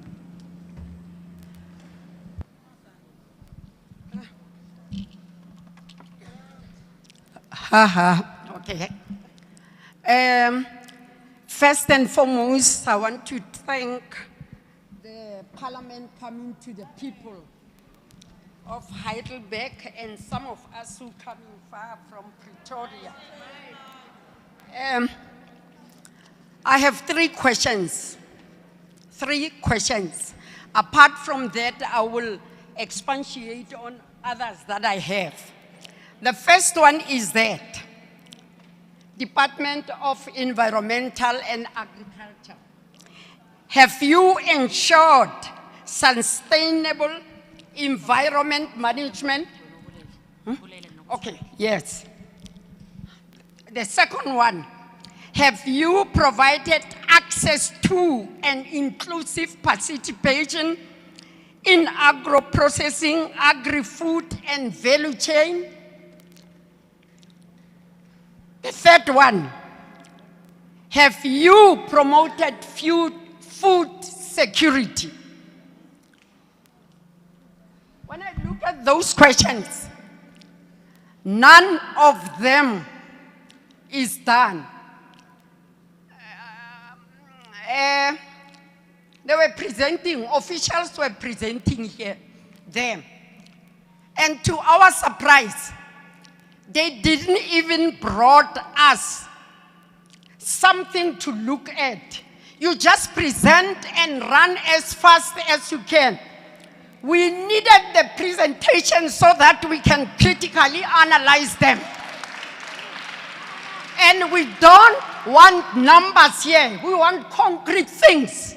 We want to see concrete things. You cannot tell me that we had the target of 106, we have a target of 135, we have achieved 106 and we didn't achieve 26. What is that? What concrete is that? What are those targets that you have achieved? That is what we wanted to see and to hear about them. Again, agriculture. Why is South Africa importing 73,000 of tons of maize to South Africa, while we are here struggling with the land? Struggling. And mind you, South Africa has got 96.3 million of agricultural land. And black people are suffering with regard to the land. Give us the land. We don't even have water in Mamelodi. We are farming in a very small place. That was a dumping place and we adopted it. And we started farming on it. And Tshwane for that matter, the city of Tshwane, it has got a population of 4.4 million with a land area of 6,298 square kilometers. And black farmers have not access even 1/8 of that. So this we bring into your attention, agriculture, to look into this. And you are sick and tired every time when you come here, thereafter, you give us your numbers and that is all. And you never follow us. And even if when we phone, you don't even come back to us. We are not going to accept that because we are not working. You are working and you are supposed to serve us. You are supposed to be the servant of the people because you are getting salaries, all of you there. Why are we importing maize from Lesotho, Mozambique, Namibia, and Italy? Why? Because all this neighboring country, we are supposed to export to them maize because we have a bigger land area, which of course most of them is underutilized. Environment and management. I think you need to pull up your socks. You saw the other day when the Pakistani were burning their poisonous food next to our locations. those food which comprises of the organophosphate next to location, not next to a suburb, next to location. And what did you do? Did you follow that up? A very, very big no. And these talk shows, I think they need to come to an end. They need to come to an end and people do their jobs. Stop sitting on their laurels. We cannot suffer in our own country. We cannot, there is no way. We cannot accept that. And this land which is not being accessed to us, we will take it by force.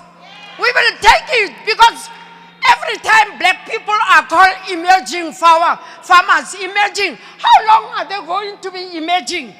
How long? They want to be commercialized.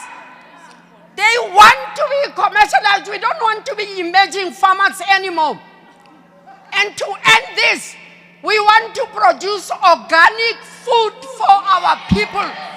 We're sick and tired of genetically modified food, which is given to our people. You look at South Africa, everything that is happening is illegal. Illegal miners, illegal farming, illegal spazas, everything. There is nothing that is illegal. What is our government saying? What are you portfolio members are saying? What is agriculture saying? It's a pity the MEC is gone because we want to convey our message to the MEC of Agriculture and Rural Development. And this, because you have brought Parliament to the people, we are going to follow you up. We are going, if it comes to a push, we'll even come to Cape Town to the Parliament and push you to do your job. Look at our people. They're suffering, and some of the old people didn't even hear what you were saying there. Running like sprint train.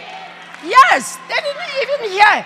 And they came here with hope, with the hope that their life are going to be changed. But it seems as if their life are going to be worse. Worse. So guys, let's club together and do something, because when we drove, we are from Pretoria, when we drove to here, we saw very vast land, empty land, which is underutilized. The people of here must be able to access that land and to farm. We are not supposed to be the beggars in South Africa, which is rich in everything. Rich in everything. And we are not going to allow that. This is now or never. Thank you very much.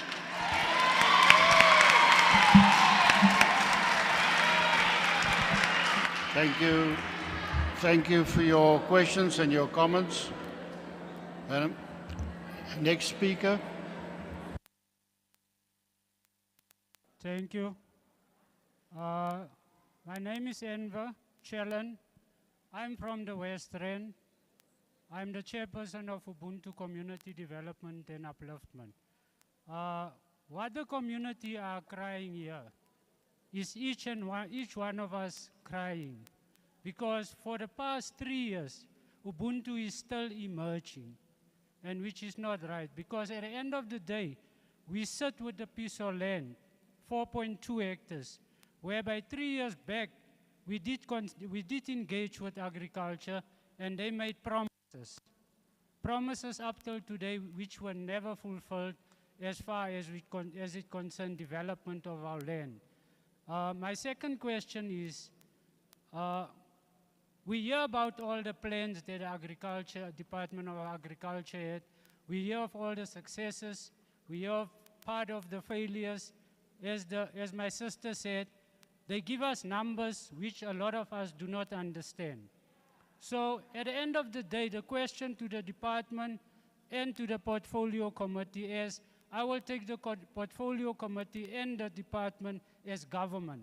So the question to government is, when are the implementations going to happen? Our children are dying, our youth are dying, and still they put restrictions on 18 to 35, whereby if we look in that category, You'll see on the farm, in the farming industry, people are over 35 years that are farming. Because today, we can talk about training, but to implement training, it's a different story. So my plea to the government and to the Department of Agriculture, please, as my sister said, pull up your socks and let's implement the promises which you made to the people here at us. Because here at Ratanda, as we drove in, I saw a lot of developments, a lot of agricultural developments, a lot of housing developments. But if we go back to our area, I stay in Klipspread West, Ward 11, Region D, Soweto. And if I can take the portfolio committee to my area, you'll be ashamed of how the area are looking. No, there's none, not even a sports facility in my area. So the implementation of all those promises and things that the government is telling our people, when will that implementation happen? Thank you. Thank you, sir. There was a lady whose hand was up in front here. I will come back to you. I just want to... Yeah. I'll come back to you there at the back just now.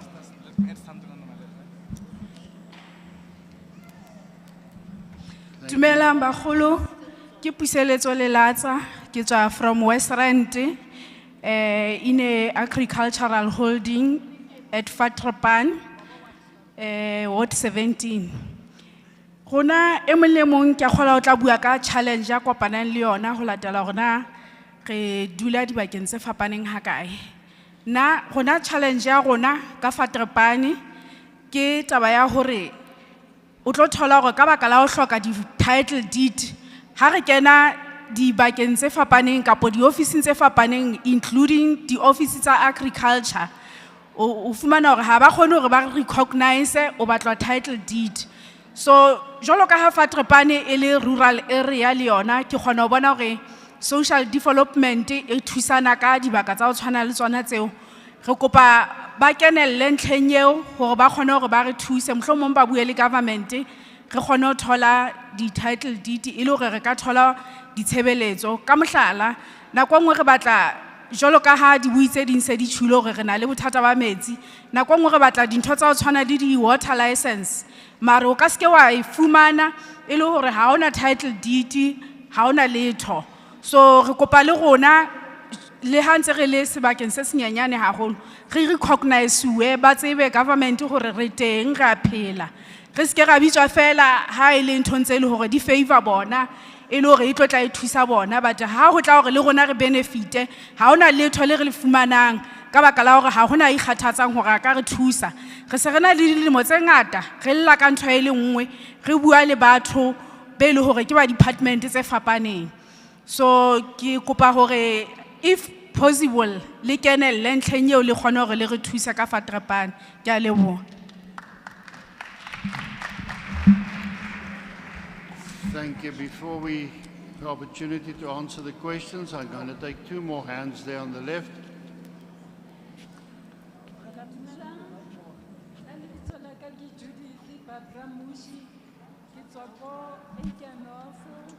And then really happy to go Palm Springs. Na ntofule ki batlang o etsa ona jonong go leboha di department tse ka mosebetsi bo ba o etsa mo ke kene mo agro processing ibile setse ke ntse ke ba gore ke thotse di logo and whatever tse ke di tlhokang mo agriculture. So ratse ba re a hungry man is an angry man. But ba so tolling thuso ba lla haholo hore ba thole that attention.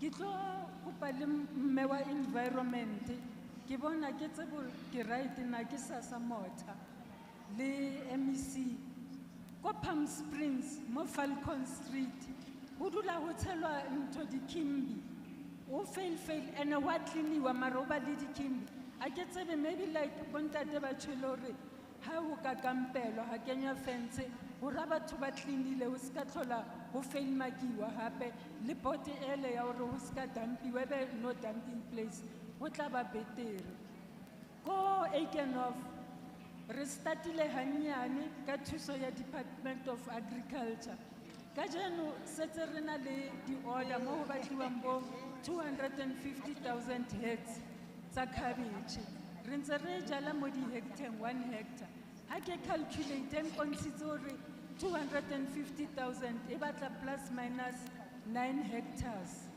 hore re kenye cabbage e ngata re tsebe ho rekisa re rekisetsa market re rekisetsa le di-informal traders so ne ke tlo kopa hore ra hola ene pleke le ya Eikenhof e kgolo ke 274 hectares marona jalo re sebedisa pleke e nyane re batla ho hola re le ka kwa Herald re lo jala ka ko Tembis 250,000 heads tse re di hlokang ke batlo leboha haholo motho o mong le mong o leng teng mo today nna a ke atla le buka a ke tsebe ho etsahalang dintho tse ngata ke di ngotse mo pampiring e nyane di-programme tse tsa bana tsa youth ra di kopa ka hore re na le youth e ngata ko Palm Springs re na le youth le ko Eikenhof hore le bona re ba kenyelletseng ene ke batlo bua hape le ka ntho e nna ke boneng ka mahlo ya department tse e etsahalang taba ya dispaza shop re itse ha re sa batla dispaza ha re sa batla mapakistani batho ba ikemela ba iketsetse ke mo di-groupung tse ngata tsa agriculture le tsa di-entrepreneur ka di-7 tsa this month November le ba nginvitile ko Naledi ke bone mohlolo batho ba Naledi ba ne ba thabile ba pentetswe di-shopo dispaza shop tsa bona ba ba kenyeditse stoko ka mo dinthong ka mo tsona di-shopo tse tsa bona ene setse ba ba patalletse le rente in advance hore ba ba bontshe hore government e ikemiseditse jonong ke re o wele dintho di tlo loka motho o ba so fitlhing o government e so fitlhing ko yena e tlo fitlha ke leboha portfolio committee ka se le re etsetsang sona le etsa hore re kgone ho bua nna ke ntho ke experience ya this committee e leng teng mona e ne ra kema mole ke bua ka biogas ne ke setse ke filo le lebiso la biogas or entitlement mara hanyane ra fihla mo re yang thank you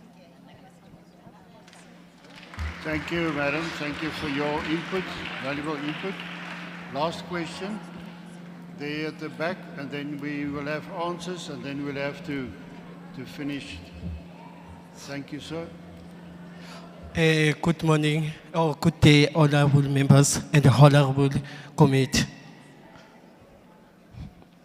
My name is Siyabonga, my surname is Masondo. I am HOD of Disability under Department of TSD and under Department of Education. My worry is that the President of South Africa said there is a 2.2% for employing for disabled people. Why do not those 2% do not employing do not give the disability a land so that they create their skills on? Because we're facing with many challenges of disability. We present all the department, presenting them, but still they saw us, we do not presenting them, we're doing corruption. Please, honorable members, do something. Thank you. Let's give the department the opportunity to answer questions before we conclude.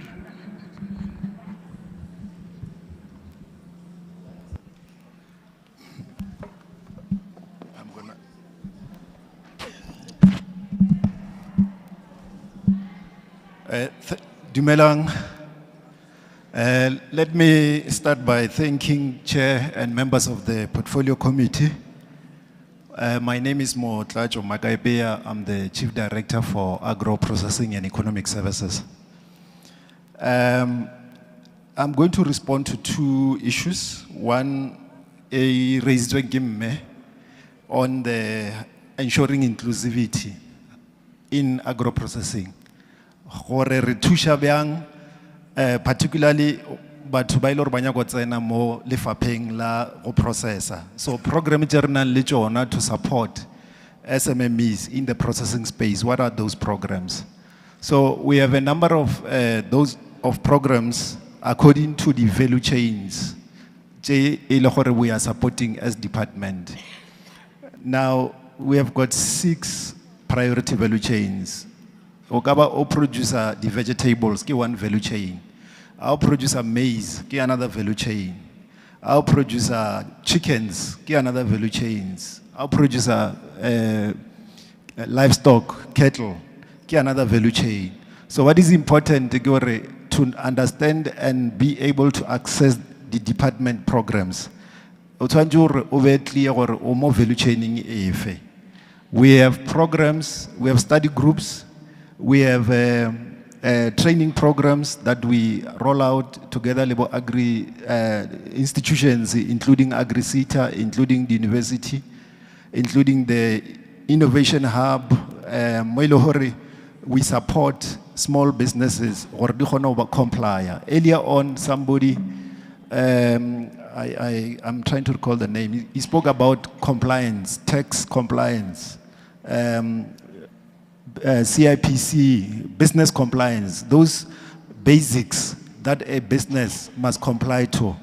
So all of that kind of program, through study groups, we are able to provide that training, but also through the partners that we work with, including the various innovation hub, Valley University of Technology, and the like. So what is important, if you're in the processing of vegetables, maybe udira the sauce, maybe udira the chakalaka and the like, contact us, then when there's a right training, then we link you to that particular training. And that includes the issue, I spoke about compliance. I also want to just clarify the issue of maize. We're actually exporting more than we import. It's the way trade is. In trading, in any commodity, every country will export, we import. So we have exported 1.85 million tons of maize. That's the amount of maize we have imported, we have exported as a country. We have only imported 173,000, and mostly yellow maize. There is not enough of it. So because most of the cattle, and so on, require yellow maize.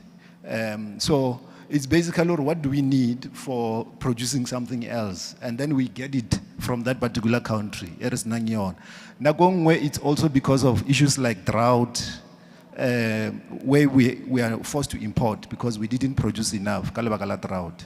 But in short, I think those would be the two responses that I can just share. And then also acknowledge your support that is been given by the department. We have also noted all comments relevant. Oh, on land, Ntate Mabandu will talk to land. Thank you very much. I'm going to respond to the issue of land because wherever we go as the department with our MEC, we are always told that people need land. What I want to clarify is that as the provincial government, we are not, let me start by saying, there is a department that is mandated with implementing land reform, which is the Department of Agriculture, Land Reform and Rural Development. So in terms of the land, what they do, when there is land that is supposed to be available or that is available in an area, they do advertise such land and those who qualify will get the land. When it comes to the province has done an audit and realized that there is no vacant land that they have as a province. So what we do work with various stakeholders, even the Department of Land Reform and Rural Development. We do talk to them to say people in Gauteng need land. But we also have municipalities that also own land, like Ekurhuleni, Tshwane, Western. So if you approach the property sections of those municipalities, you are likely to be told where that land is. So thank you. Okay, I think on 2 points, may we do practice sustainable agriculture production in the province. And we do support farmers to do so. And we do this through our land care program. As I mentioned earlier, we also support even kids at grade 7 in school to be able to practice permaculture. And we will actually come to your farm and we'll give you our details so that we can show you practical. However, we don't, as I said initially, Chair, that support of government is actually provided through application and it's transparent. So we are not discriminating against anybody. The support is available to everybody. So we will give you also details of the person that is responsible for this program. And the name is Mr. Patrick Matsau, who is based in Tshwane, where you live, and the contact details of Patrick, so that you don't need the contact details. Okay. The contact details of Patrick for those who need them for land care program is 071 267 0154. Mr. Patrick Matsau, he is the manager for the land care program, and his details is 071 267 0154. I'm not sure if, okay. Now, Chair, there's a gentleman called Chief Enver from Klipspruit that had a lot of things to say here. And I would like to, in response to Enver, Chief Enver, ask 1 or 2 questions of how much produce did they produce on that school of vegetables last year that we supported them with vegetable production inputs, and what did they do with those vegetables which we supported them with? Where did they sell? How much money did they make? So that at least he does not say here in front of everybody we did nothing to assist them. Because the issue is about more support that they want. And of course, we're not saying to more support, but let's also do something to make sure that the little that we got, we utilize it also to grow. Thank you so much. Thank you, sir. Is this on this right here? Thank you. Yes, thank you, Chairperson. There was a question on the environment, about what do we do. Maybe, Chairperson, next time we should have the committee meeting in a nature reserve so that we don't just take numbers. People can actually see the animals, okay? So what does the environment do? What is tangible? Okay. Number 1, we make sure that the air you breathe is clean. Umoya law. We make sure we issue our license to industry. Big companies like Metal Steel and all other companies who can affect equality of air. Okay? We make sure that we set them standards so that the air you breathe is clean. We use that word, clean. But science, there needs to be measure in that air to determine ukuthi umoya lo ophefumulayo is clean. I'm sure you've seen it. If you are in a coastal area, go Durban, Cape Town, and you come here, the air is different. So it's a duty of the Environment Department to make sure that the air you breathe is clean, because the air can cause a disease. Ngakumbi a disease, but it's a respiratory disease, which is like your disease mostly affecting your breathing. Okay. Because sometimes we say people are passing on because of God. It's not God, it's the air. Aksibalowi is just the air. The second thing, but on air is mostly the big players industry. As government, we make sure that they don't act in a manner that compromises the air, the quality of the air you breathe. The second area where as citizens you have a benefit of a government, of a Department of Environment, is waste management. It is a government department that says municipalities must collect waste, how many times, how they must collect, which dustbin they must give you at home, and where must the waste go to. Because also like air, waste, my rota, it won't be wasted if you keep it in a place, it will rot. And I'm using Podarish and science, which is the microbial activity. It rots and it generates microbial activities, germs. I think the term, as you understand, are you eating germs. Now most germs, you don't see them with the eye, but it doesn't mean the germs are not there. They are there. So we make sure then that the way waste is managed, it helps citizens not to be exposed to germs. The very thing, but municipality must collect waste once a week. The dustbin must be able to close, so that if there are germs in the container, you keep them within the container. We also know that sometimes kunama challenge, the municipality doesn't collect the waste all the time. So we can't come here and say that challenge doesn't exist. We know it does exist, more especially in this area, City Bank, and Fulani in particular.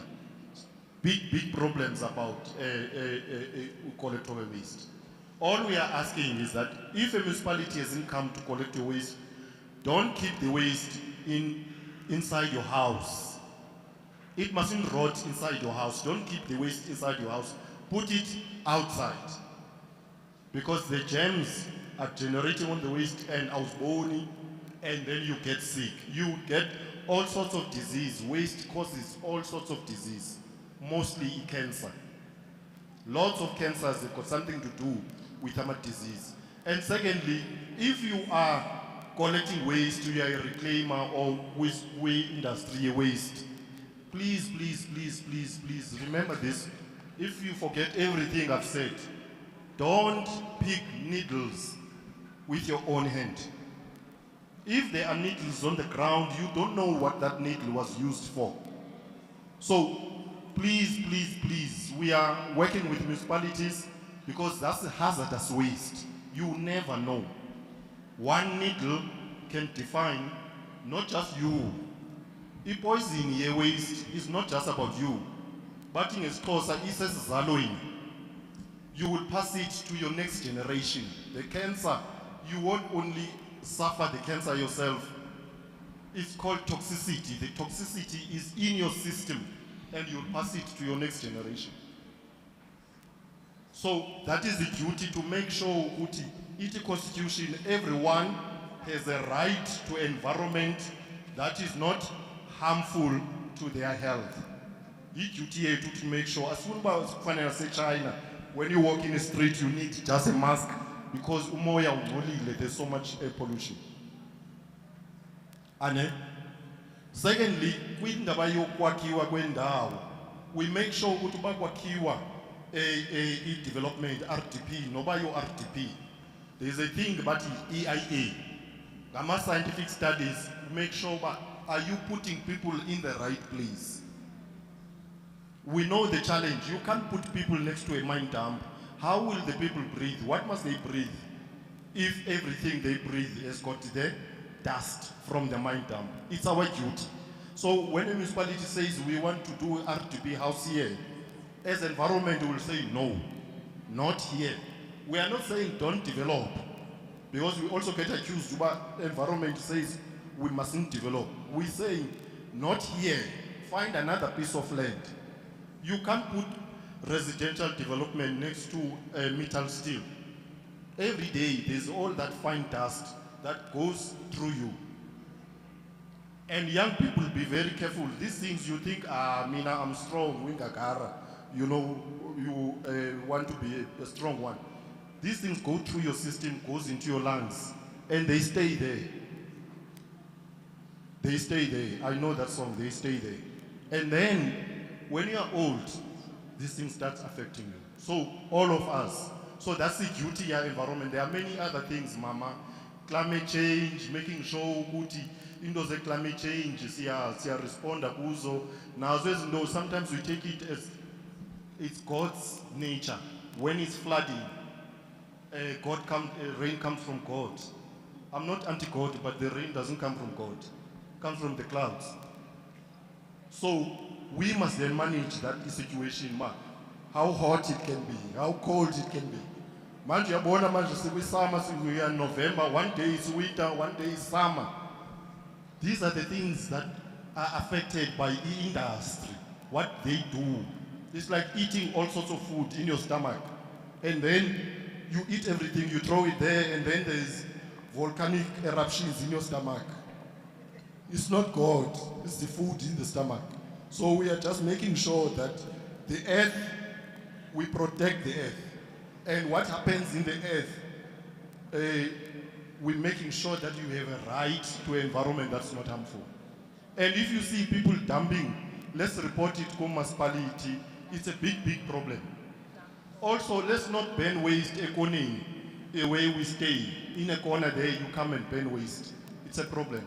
Thank you very much. Thank you. Thank you, sir. Question time is closed now, or we have to conclude this meeting.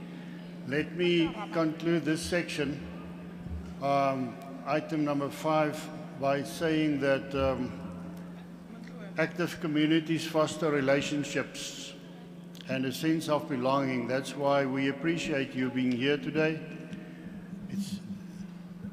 Members support each other through life's challenges when you're in an active, organized community, and also bring diverse perspectives to the table. People are from different backgrounds, and they are promoting understanding and empathy. And what happened today is very valuable, that you interacted with Parliament, with Legislature, with government.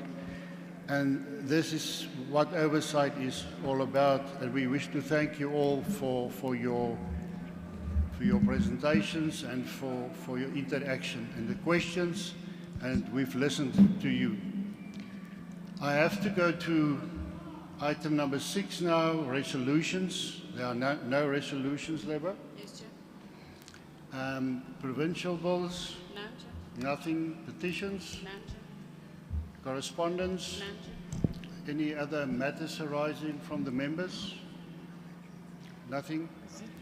Then the date of the next Portfolio Committee meeting will be on Thursday, the 28th November at 10 o'clock, and that will be at Gold Reef City. It will be a breakaway session with all the municipalities in the province to discuss climate change issues and adopting oversight reports to be tabled at the House sitting. Honourable members, members of the staff, the department, Honourable MEC, and members of the public present today. Yeah. Before I conclude this meeting, you are invited for lunch. If you're welcome to join us for lunch. And after that, now the member, I have to announce that the meeting is adjourned. Thank you.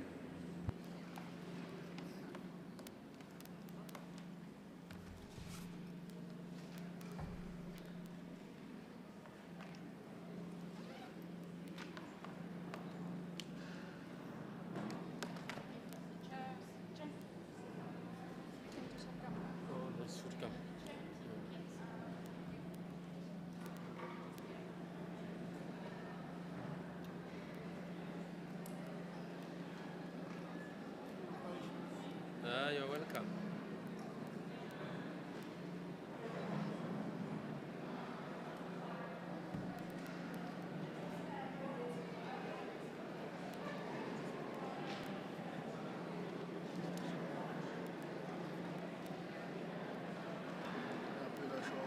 All right.